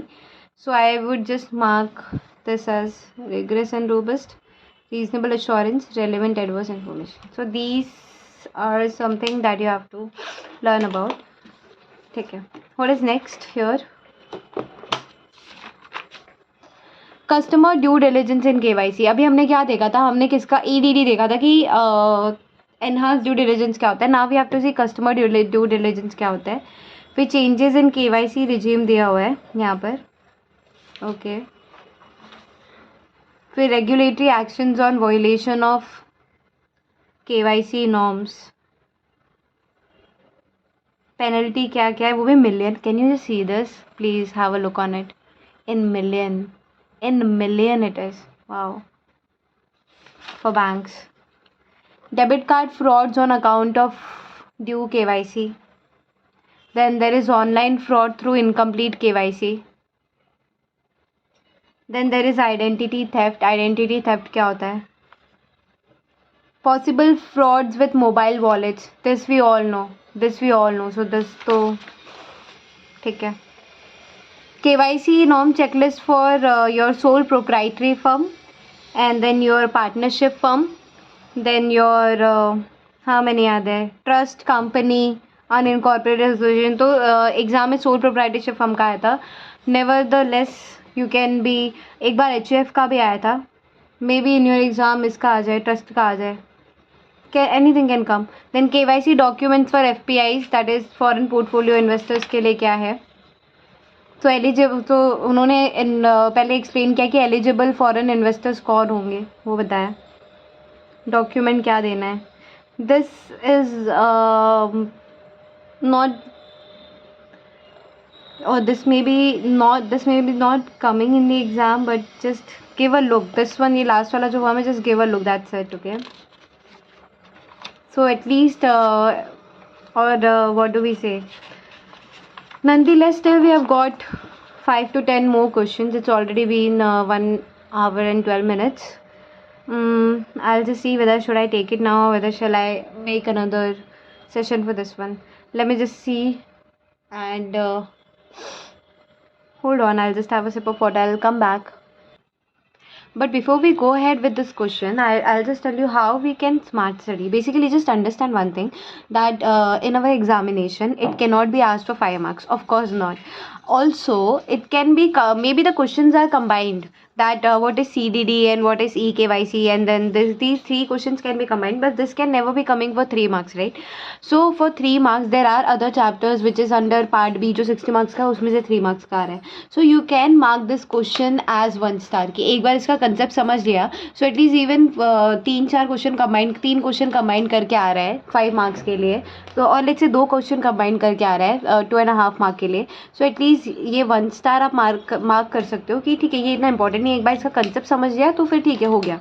So you have to understand customer due diligence in KYC क्या होता है कि bank जो भी होते हैं financial institute, they have to identify and verify the customers and beneficial owner, कि कस्टमर के साथ बेनिफिशियल ओनर कौन है, मॉनिटर करो क्लाइंट्स को और उनकी एक्टिविटी को, to see if the client does not change its status over time.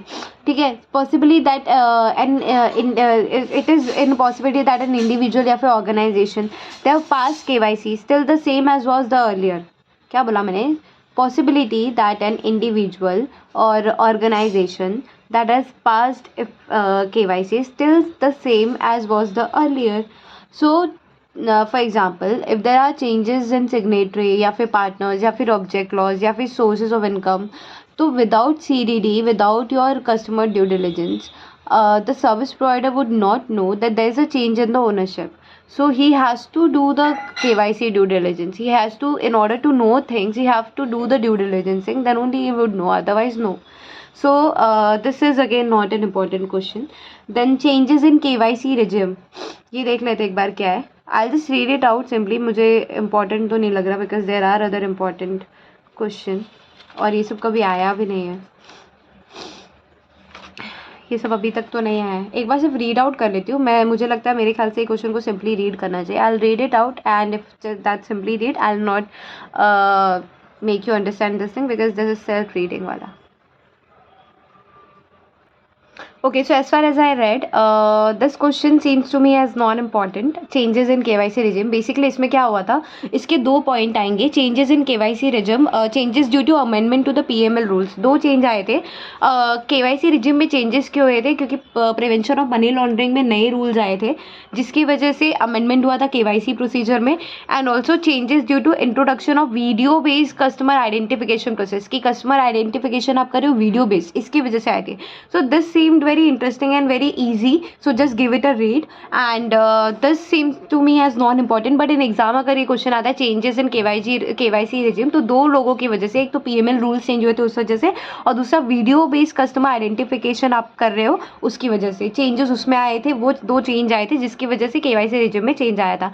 Now understand one thing here, digital changes due to amendment to the PML rule. सबसे पहले क्या बोला, डिजिटल KYC भी अलाउड किया है. डिजिटल KYC का मतलब क्या होता है कि KYC आप कर रहे हो digitally. So I will tell you one thing, in one of my organisation where I was working, so in order to open my salary bank account, they opened in a Citibank account, and they took my live photo and they inserted my live photo on my card. Can you believe that? They inserted my live photo on my debit card. So this is nothing but digital KYC, live photo of the customer you're taking and putting in to the cards and all that. Then electronic equivalent of a document can also be taken. मतलब कि pan card, आधार card है, उसका xerox नहीं ले रहे हो तो photo खींचे स्कैनर में. That can also do until unless it is not visible like that. फिर एक कस्टमर जो है for CDD shall submit these thing, तो आधार कार्ड देना चाहिए उसको, and proof of possession of Aadhaar card. ये थोड़ा सा मोनोटोनस है आधार कार्ड, ये वो जो था इम्पॉर्टेंट वो मैंने बता दिया. सिंपली रीड है, you can do it on your own. Then the other thing is that if this is visible to you, if where the customer has submitted his Aadhaar card, तो ऑथेंटिकेशन कर लो उसका KYC से. तो this seemed as not important. So changes due to introduction of video based customer identification process. Since this is very big, I can say that कि ये 5 marks के लिए आ सकता है. Changes due to introduction of video based customer identification process. तो क्या changes है basically? So definition of video customer identification process वो भी inserted है section 3 of master direction में. तो बेसिकली ये बोलने की कोशिश कर रहा है कि REs होते हैं. अब REs का फुल फॉर्म दिया नहीं यहाँ पे, REs ही दिया है. दैट REs में undertake live video clipping to be carried out by an official of the RE. कि RE के जो ऑफिशियल्स होते हैं ना, वो लोग क्या कर सकते हैं, लाइव वीडियो क्लिपिंग के थ्रू भी कर सकते हैं video customer identification process.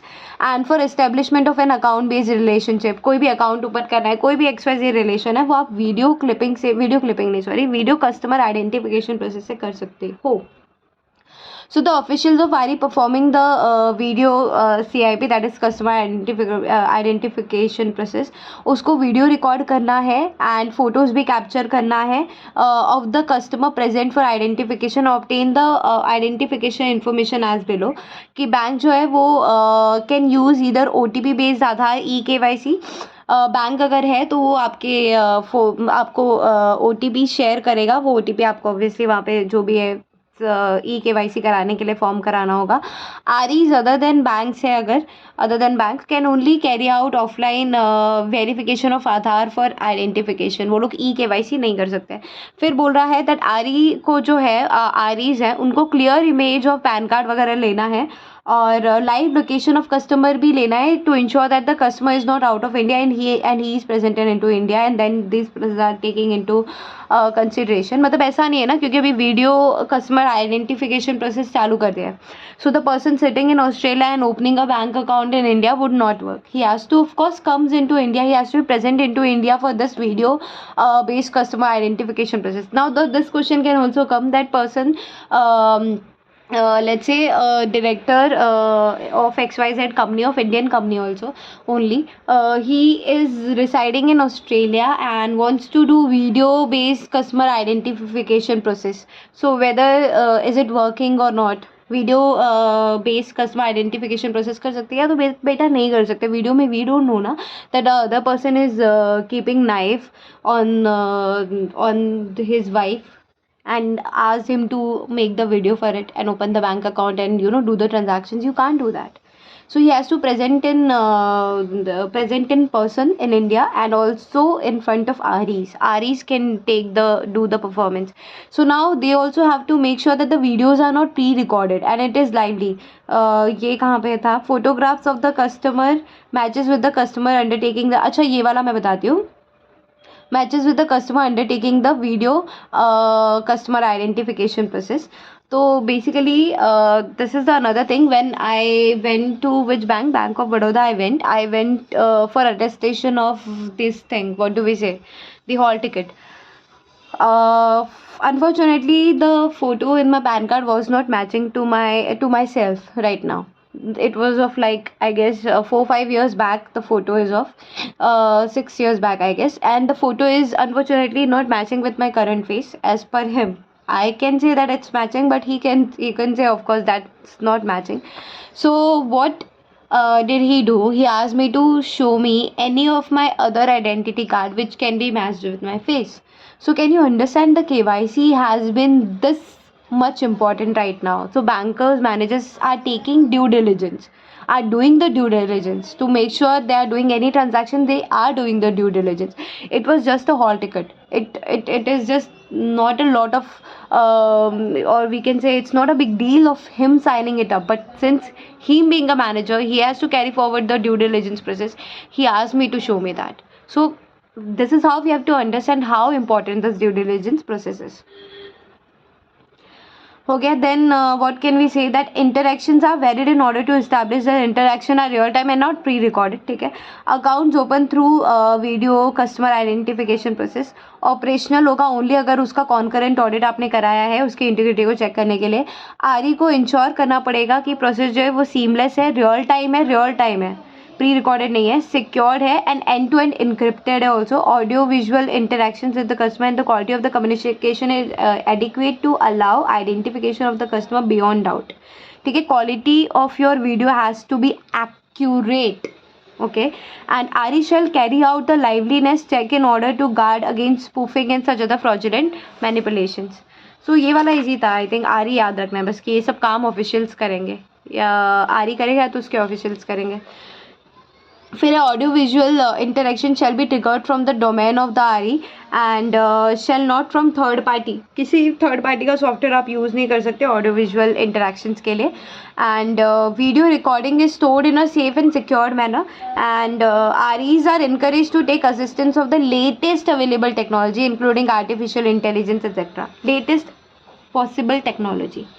They are encouraged to take that or to do that. So did we understand कि अगर changes in KYC regime आया तो due to amendment in PML rules आया, which is prevention of money laundering and video customer identification process. अगर ये question अलग से आता है तब तो आप अच्छे से लिख सकते हो. इसके साथ आता है then you have to I don't know, I mean this is not readable, come on. Then regulatory action on violation of KYC norms. My bad. वैसे there is no chance that this question can come into exam. Regulatory action on violation of KYC norms. So basically these was the banks and उनका penalty amount इतना था and उन पे penalty इतना लगाया था किसने, of course RBI ने. And this is the only crux or can say the details was there in this question. So not important at all, not important, you can just ignore it, right? Then Airtel Payments Bank Limited, Airtel Payments Bank Limited, इसका एक case law है. We will go through with this case law and then we will start another thing. Let's see this one. So basically हुआ ये था that एक complainant था इसमें, एक कंप्लेंट आई थी और मीडिया रिपोर्ट के थ्रू ये न्यूज़ गई थी दैट एयरटेल पेमेंट्स बैंक ने कस्टमर का एक अकाउंट ओपन कर दिया है without his clear specific consent. उसके बाद हुआ ये था कि आरबीआई ने कहा एयरटेल पेमेंट्स बैंक लिमिटेड को why penalty should not be imposed for non compliance with guidelines and directions issued by RBI. RBI came to the conclusion कि अफोर्शड चार्जेस पे non compliance with RBI guidelines है और इस पर monetary penalty लगानी चाहिए. तो आरबीआई ने इम्पोज किया था 50 मिलियन का monetary penalty and for contravening operating guidelines for payment banks and direction issued by RBI on KYC. So this was the thing. Airtel Banks Payment Bank Limited, इसका यही था कि बिना बोले उसका बिना कंसेंट के उसका अकाउंट ओपन कर दिया किसका बेटा, क्लाइंट का, which is wrong of course. So now the next one is debit card fraud on account of due KYC. Debit card के क्या फ्रॉड्स होते हैं on account of due KYC. So right now we are studying debit card fraud on account of due KYC. तो इस case में basically क्या हुआ था, एक कंप्लेनेंट था, उसका कार्ड जो था 68 टाइम्स यूज़ हुआ था ATMs पे डिफरेंट लोकेशंस पे during the period of 2 months. तो कंप्लेनेंट जो था he complaint about it to the bank after 2 months. उसको 2 months के बाद पता चला, उसने बैंक को कंप्लेंट किया कि ये सब चीज़ें हो रही है और कार्ड उसके बाद ब्लॉक हो गया. बैंक ने रिप्लाई किया कि ऑटो रिन्यूड कार्ड, कि जैसे हमारा डेबिट कार्ड का जो एक्सपायरी है लेट्स से 2023 में ख़त्म होने वाला है, हमने ऑटो रिन्यूड कार्ड करा के रखा है. अब ऑटो कार्ड जो है ऑटोमेटिक रिन्यू हो रहा है और उसके कार्ड और पिन के साथ वो आपके एड्रेस पे आ जाएगा. तो इस केस में क्या हुआ था कि dispatched to registered address by 2 different courier agencies and was received by him. It was only when the complainant came forward with the it was learned that he had changed. Basically इस case में ये होता है कि complainant ने address change कर लिया था और वो जो कुरियर और डेबिट कार्ड था वो उसके पुराने एड्रेस पे आया था जहाँ पे ऑफकोर्स अभी कोई और रह रहा होगा. तो बैंक ने प्लीड किया that customer account was classified under low risk category and therefore as per bank's policy कि KYC updating of the customer was due after 7 years. However, the BO opined that there was deficiency in service by the bank insofar as the bank did not exercise due diligence in updating the customer address या फिर I'm sorry या फिर contact number before dispatching the renewed card. Also without ascertaining the receipt of the card by the complainant कि उसको मिला है या नहीं मिला है, the bank mechanically dispatched the PIN while using the service of outsourcing agency. The bank did not put into place appropriate risk management framework. Bank failed to monitor the pattern of customer transaction and before and after issue of renewed card. The sudden surge of transaction की अचानक से 2 महीने में इतना transaction हुआ है, 68 times card use हुआ है, तो it was the duty of the bank to raise it as suspicious, but वो भी नहीं किया बैंक ने. तो बैंक को बेसिकली सारा का सारा अमाउंट डिस्प्यूटेड जो था वो वापस देना पड़ा था कस्टमर को बिकॉज बैंक की गलती थी. Then major fraud which took place with the help of incomplete KYC. This is a different question. अगर आपकी KYC जो है इनकम्प्लीट है तो क्या आप टैक्स को इवेड कर सकते हो? कैसे इवेड कर सकते हो? इंडिविजुअल आप सेविंग अकाउंट से मल्टीपल बैंक अकाउंट है उसमें डालते हैं, क्योंकि KYC तो हो ही नहीं रहा ना, इवेड कर लो टैक्सेशन को। क्या पहले ऐसा हुआ नहीं है? हुआ है। फिर उसके बाद है इंडिविजुअल जो है ऑब्टेन करता है personal information of another person और उसके नाम पे लोन ले रहा है, या फिर फिक्टिशियस नेम पे लोन ले रहा है, ठीक है। फॉल्स इन्फॉर्मेशन दे रहा है अबाउट हिज फाइनेंशियल स्टेटस की इतनी सैलरी मिल रही है, with the intention to with the motive of non payment for that loan. Fake documentation is used to grant access overdraft facility. Fake document आप दिखा रहे हो ओडी को लेने के लिए। पर्सन में फोर्ज एक्सपोर्ट डॉक्यूमेंट से बिल्स ऑफ रेटिंग, ये सब हो गया। Siphoning of funds, borrowed fund जो है वो आपने यूटिलाइज किया है unrelated to the operations of the borrower. Borrow किया था किसी और चीज़ के लिए, कर किसी और चीज़ के लिए। Diversion of funds by what? तो using of short term working capital आप लॉन्ग टर्म के लिए कर रहे हो। बोरो किया था आपने किसी और चीज़ के लिए और आप उससे एसेट्स खरीद रहे हो जिसके लिए लोन सैंक्शन ही नहीं हुआ था। Transfer funds to group companies, ठीक है, अपनी ग्रुप कंपनीज को दे रहे हो funds. Investment in another company only you are doing for which the loan was not approved. Concealing liabilities, आप लाइबिलिटीज छुपा रहे हो अपने, क्योंकि KYC तो हो नहीं रहा ना। मॉर्गेज किया है आपने, कुछ चीज़ें की है, आप नहीं बता रहे हो तो नहीं पता चल रहा है बैंक को। Misstatement, deliberately overstating or understating the property appraised value. Short gunning, short gunning क्या होता है कि multiple loans of the same property you could take. तो this could have been done in case when in case of incomplete KYC। जब तक incomplete KYC था तो ये सारी चीज़ें हो रही थी। That was the motto behind telling you this thing. Alright, now it is next guys, online fraud through incomplete KYC। Online, अच्छा, before I go ahead I tell you मेरे साथ ये फ्रॉड हुआ है, not with me but with my husband. What had happened is that कि we took this one from one of the website, I don't remember the name to be honest। कोई तो Chinese website था जो कि famous था काफ़ी, ऐसा नहीं है कि फेमस नहीं था। उससे हमने एक ईयरफोन परचेज़ किया था और प्रॉब्लम ये था कि उसको रिटर्न करना था। अब रिटर्न करना था तो रिटर्न हो नहीं रहा था, तो उसके लिए हम लोग ने उस वेबसाइट पे गए और उस वेबसाइट पे वो नंबर को निकालने की कोशिश की, उसके कस्टमर सर्विस नंबर को निकालने की कोशिश की। And we called on that number, so he called, he spoke to the guy and he said I have shared you one link, click on that link. And अब हमको ये नहीं पता था ना, ये कॉल हमने सामने से किया था। एक बार सामने से कॉल आया होता फिर लिंक पे क्लिक करने बोले तो लगता भी ठीक है भाई। हमने नंबर निकाला कंपनी की वेबसाइट पे से, जो कि गूगल पे रॉन्ग नंबर अपडेटेड था, फर्स्ट थिंग। सेकंड थिंग, उस नंबर पे कॉल करने के बाद उसने हमको कहा लिंक पे क्लिक करो, और क्लिक करने के बाद एक मैसेज आएगा, वो मुझे फॉरवर्ड कर दो, फिर यहाँ से मैं आपका रिफंड प्रोसेस कर देता हूँ। Unknowingly, at that time my husband did the process, and he took out 5,000 from his what do we say, bank account. Then he said again, then my husband realized okay 5,000 gaya. Now my husband got like कि क्या हो गया, 5,000 अभी debit हुआ, क्या क्या आपने ये वो। Then that person said again to my husband that okay, I'm sending you one more link, just click on it. Now this time my husband was aware that what has happened with him. That was a cyber crime. So this was the cyber crime. Now I hope you all know what is cyber crime. So online fraud through incomplete KYC कैसे होता था, देखना कि technology related frauds कुछ ज़्यादा बढ़ गए थे at an international internet banking channel, ATMs, payment channels like credit, debit card, prepaid cards बढ़ गए हैं। Now also this thing is happening. So technology innovations in a banking sector that they are adopting has presented heightened levels of cyber risk. बहुत सारे cyber risk भी दिए उन्होंने, जैसे कि has increased opportunities for attackers। अब कैसे, तो हैकिंग करके fishing, farming, wishing, smishing, debit and skimming, computer virus and counterfeit instruments. अब now you have to remember this name if this questions directly come into the examination. Many a times phishing differentiate between phishing and wishing। 3 marks के लिए तो वैसे तो नहीं आया था, 5 marks के लिए आया, but difference between phishing, vishing, smishing and debit card skimming दे दिया। क्या करोगे, you have to know the process, you have to know what exactly this means, तो you have to of course read it in detail.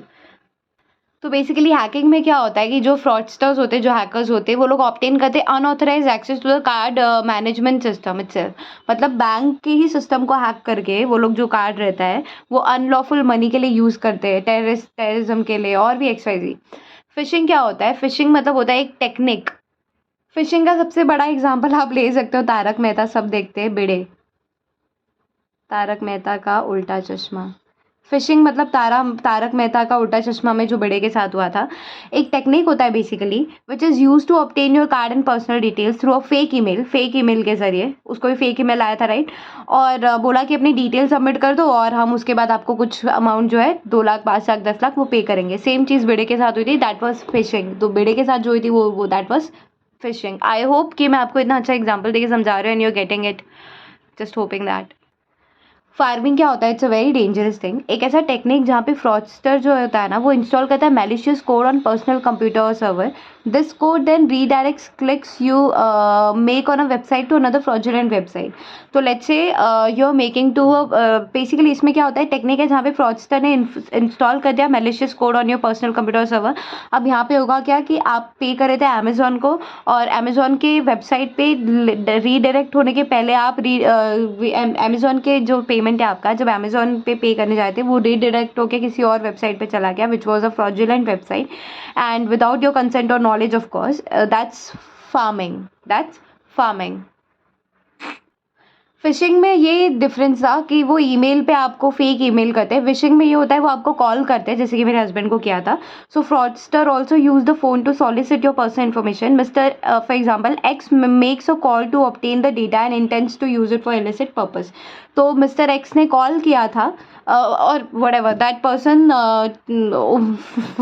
unfortunately my husband did call to him and lost 5,000, but ठीक है, that's a jokes apart. मतलब इसमें क्या होता है कि वो आपको सामने से कॉल करेगा और intends to use it for illicit purpose. Phishing हो गया वो। स्मिशिंग क्या हो गया? It uses cell phone text messages to lure consumers in. Often the text will contain an URL which is a link or phone number. The phone number often has an automated voice response system and again just like phishing which is what कि आपका detail चला गया। The smishing message usually ask for your immediate attention. For example, like send message that a car is won by you. Whoa. अच्छा, this message smishing has been done with every person. It's just that they couldn't take money out of us. But smishing has been done with any person. Don't you tell me that you haven't got a message till now that oh you won the car on your emails or basically on your phone this thing happens, text message, you won the car, you won this thing, you won that thing, now okay now click on that number. Or even on WhatsApp, dude, even on WhatsApp we have got this kind of messages that you know you are you have won the selections for Kaun Banega Karodpati, now WhatsApp on this number and this that thing. It's just nothing but smishing. What did we mean by phishing? कि तारक मेहता में जो बेड़े के साथ हुआ था, उसको email आया था, उसने रिस्पॉन्स किया था, दैट्स फिशिंग। ठीक है। विशिंग में क्या हुआ था कि वो आपको कॉल करके सॉलिसिट करने की कोशिश कर रहा है, जैसे कि मेरे हस्बैंड के साथ हुआ था। स्मिशिंग में क्या हुआ था?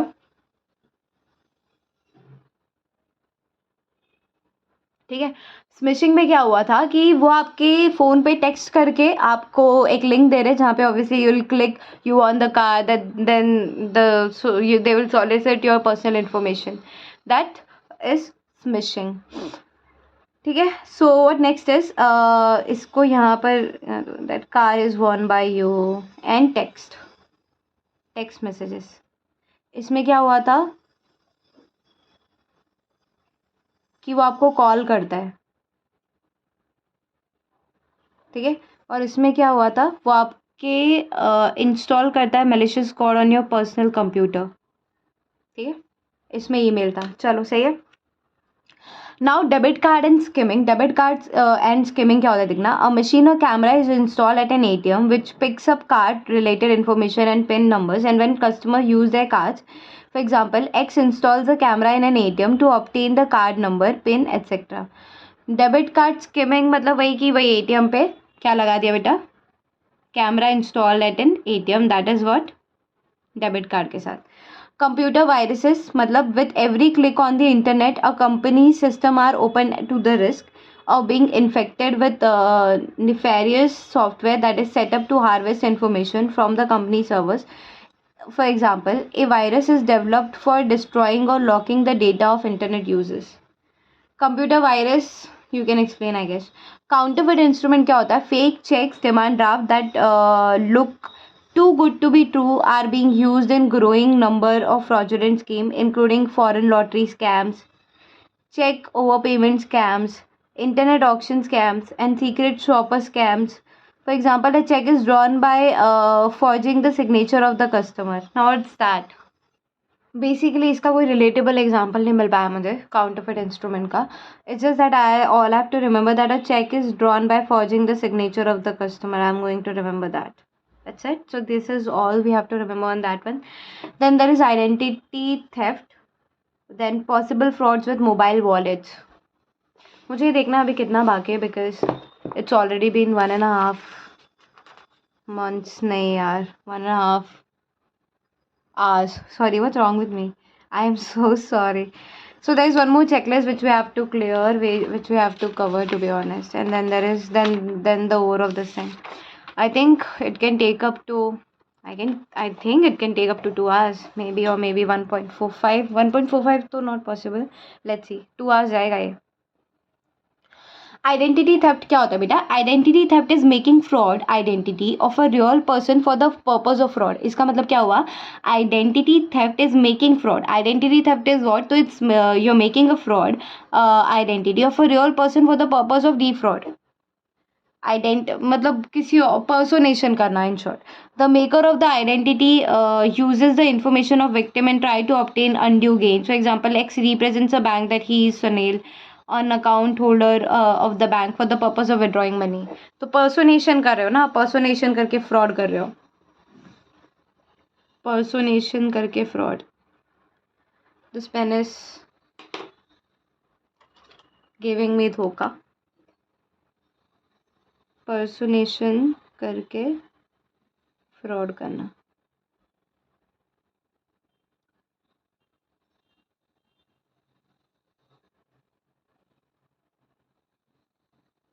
ठीक है, इतना समझ आ रहा है? पर्सोनेशन करके फ्रॉड करना. All right, what is next here? Possible frauds with mobile wallets. Sorry, my bad. Possible frauds with mobile wallet. Mobile wallet के साथ फ्रॉड हुआ है आपके साथ? अच्छा, बेसिकली वन मोर थिंग, मेरे हस्बैंड के साथ मोबाइल वॉलेट से ही फ्रॉड हुआ था. आई थिंक गूगल पे से फ्रॉड हुआ था. गूगल पे से ही कुछ लिंक शेयर किया था, कुछ मांगा था. I don't know what exactly, but या have happened. I don't know how come he was into the scam, but he got into the scam. I don't know. Possible frauds with mobile wallet. Increased risk of money laundering. Fake merchants. फिर क्या है? इतना ही है. 2 ही points है इसके. That possible frauds with mobile wallets में क्या scene है देखना. Transfer of money into and out of mobile wallet with open and semi-open wallet option available from or to bank account is now possible. So we all know that from bank account, internet account, we can transfer to our Demat account, we can transfer to Google account, we can transfer to Paytm account. That's what that meant. That line meant. Cash in from the bank account of an individual and cash out to a different bank account of another individual can be used as a platform for laundering unaccounted money. क्या बोला देखना. Cash in from the bank account of an individual. ठीक है, let's say मैंने अपने Google pay amount लिया and cash out to different bank account of another individual can be use in. But अभी तो ऐसा नहीं होता. गूगल पे के transaction they are all monitored and everything. So possible frauds with mobile wallet मतलब दिया ये लोग ने. Increase risk of money laundering की हो रही है ना. Fake merchants. If the merchant onboarded by the service provider is fraudster, and the payment is made by the customer for fictitious goods or services from the merchant, cash can be debited from the account. क्या देखना. If the merchant onboarded by the service provider is fraudster, merchant जो है, दुकानदार है, वो fraudster है, and the payment made by the customer for fictitious goods or services from the merchant, cash can be debited from the account. So fine. I don't think so this can come. इसमें कुछ इतने सारे अच्छे question छोड़ के ICSI अगर ये question देगा तो मतलब मेरा विश्वास उठ जाएगा ICSI से. Illustrative list of KYC document, checklist of document submission. इसमें क्या दिया देखना, that X is a non resident living abroad most of the time and Y created a clone of his debit card. We all know clone, what is that? And forged the checkbook of account of X. Y also obtained a fraud SIM with the bank registered mobile number. Okay. Y opened a fake account without his KYC being properly done for the purpose of withdrawing money. Y did a fraud of rupees 50 lakh and disappeared. Discuss the liability of telecom company and bank. ये हुआ था Sanjay Govind Dhande versus ICICI bank and Vodafone India.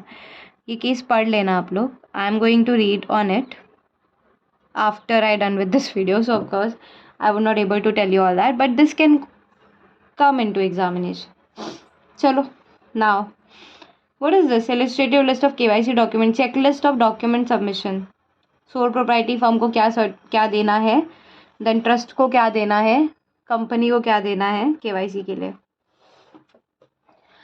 Alright, तो soul proprietary firm को क्या देना देखते हैं. For opening an account in the name of sole proprietary firm, ये क्या था, CDD का मतलब क्या था, क्लाइंट ड्यू डिलिजेंस या customer due diligence of the individual proprietor shall be carried out. ठीक है, तो ठीक है, बैंक अकाउंट उसको ओपन करना है. For opening an account in the name of sole proprietor of the firm, CDD of the individual has to be carried out. ठीक है, any two of the following document or the equivalent document thereof as a proof of business activity in the name of proprietary firm. इसका registration certificate, सिन number ले लो, certificate municipal authority under shop and establishment, अगर दुकान है तो sales obviously यही जाएगा.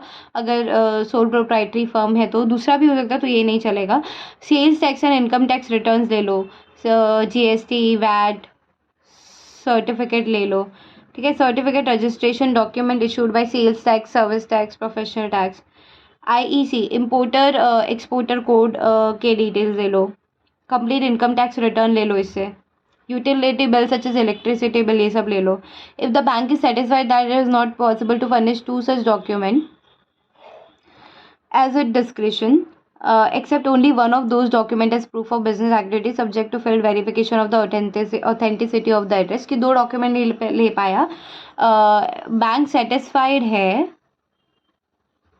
That it is not possible to furnish to such document, तो वो एक डॉक्यूमेंट कोई भी ले सकता है. प्रोवाइडेड जो RE है undertake contract point verification and collect such other information and उसकी आइडेंटिटी के लिए. Account of partnership firm, partnership firm में क्या है, registration certificate, partnership deed and PAN number and partnership firm. PAN number of partners, PAN number of partnership firm. Okay, document specified in 16, जैसे कि attorney वगैरह कुछ है. तो account of a company, company के बेस पे कुछ चेक करना है तो क्या क्या लगेगा वो देखते हैं. Certificate of incorporation, MOA, AOA, permanent account number of company, pan number. तो ठीक है, सारी इजी है. Board resolution,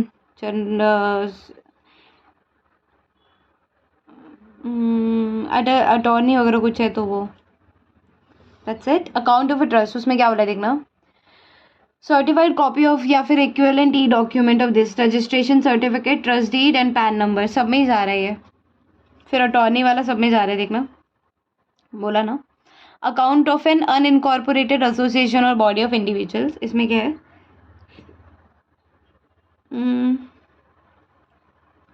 resolution of MD और बोर्ड ऑफ इंडिविजुअल. ये अनइनकॉर्पोरेटेड है ना, अनइनकॉर्पोरेटेड एसोसिएशन और बॉडी ऑफ इंडिविजुअल्स है. PAN number again, power of attorney. Section 16 याद रखना चाहिए, तो इसमें सेक्शन 16 काफ़ी टाइम यूज हुआ है, of master direction. Section 16 of master direction. फिर है accounts for of juridical person not specifically covered in earlier part, जैसे कि सोसाइटीज़, यूनिवर्सिटीज़, लोकल बॉडीज़. तो इनके लिए document showing name of person authorise to act on behalf of the entity, document for CDD. KYC document for FPIs, FPIs के लिए क्या है, foreign portfolio investors, which are eligible registered with SEBI guidelines for the purpose of investment or portfolio investment scheme shall be opened by accepting KYC document as given below, subject to income tax rules, provided that the bank shall obtain undertaking from FPIs or global custodian acting on behalf of the FPI that and when required the exempted document details below need to be submitted. तो FPIs को कौन से detail submit करने की ज़रूरत पड़ेगी? तो सबसे पहले यहाँ पर दिया है लोग ने कि एलिजिबल फॉरेन इन्वेस्टर कौन है. So government and government related foreign investors such as foreign central banks, government agencies, sovereign wealth fund, international multilateral organization agencies, appropriately regulated broad based funds such as mutual funds.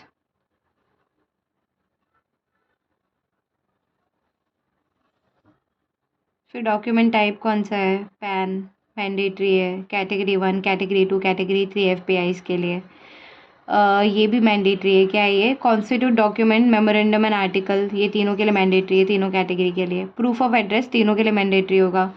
Financial data exempt किया हुआ है ये दोनों को, category 3 के लिए चाहिए. SEBI registration certificate तीनों के लिए मैंडेटरी है. बोर्ड रेजोल्यूशन एक के लिए एग्जेम्प्टेड है, बाकी 2 के लिए मैंडेटरी है. I don't think this kind of question should come into exam, but nevertheless, ICSI can anytime surprise you. So, no judgment on it.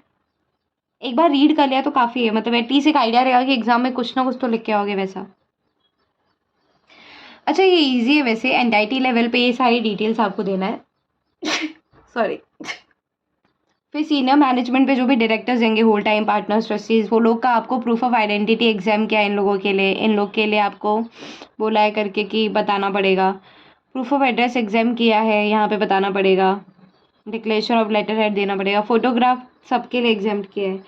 Authorise signatories जो है मोस्टली इन दोनों के लिए सारा ही एग्जाम्प्ट है. ऑथोराइज सिग्नेटरीज के लिए proof of identity, proof of address, photograph सब कुछ एग्जाम्प्टेड है. इनके लिए प्रूफ ऑफ आइडेंटिटी मैंडेटरी है. और ये भी मतलब जो थर्ड वाला है ना कैटेगरी थी, उसके लिए सभी मैंडेटरी. देखना उसके केस में खाली फोटोग्राफ एग्जेम्प्टेड है, वो भी सीनियर मैनेजमेंट का. बाकी कहीं ना कहीं सभी मैंडेटरी है. और फोटोग्राफ्स ही एग्जेम्प्टेड है. देखो यहाँ पे फोटोग्राफ्स एग्जेम्प्टेड है और यहाँ पे फोटोग्राफ्स एग्जेम्प्टेड है. सीनियर मैनेजमेंट का, ऑथराइज का, किसी का भी फोटोग्राफ ही बना के, बाकी सारी चीज़ें मैंडेटरी है. यहाँ पे भी देखना फोटोग्राफ एग्जेम्प्टेड है. किसके केस में? अल्टीमेट बेनिफिशियल ओनर के केस में. यहाँ पे सारा एग्जेम्प्टेड है. Proof of identity, address, photographs mandatory can declare exempted. Sorry, but this wasn't important. For detail on KYC, please refer study material of paper number 9.1, which is banking law and practice of professional program. Banking law में. अच्छा, okay. KYC. Alright, so this is how we are done with our KYC chapter, and it's approx 1.50. So 1 hour 50 minutes, approx 2 hours. So all I would say is we are done with KYC. If you have got any doubt in this chapter anymore, so just comment on that channel. I will get ahead with your doubt and I'll resolve your doubts.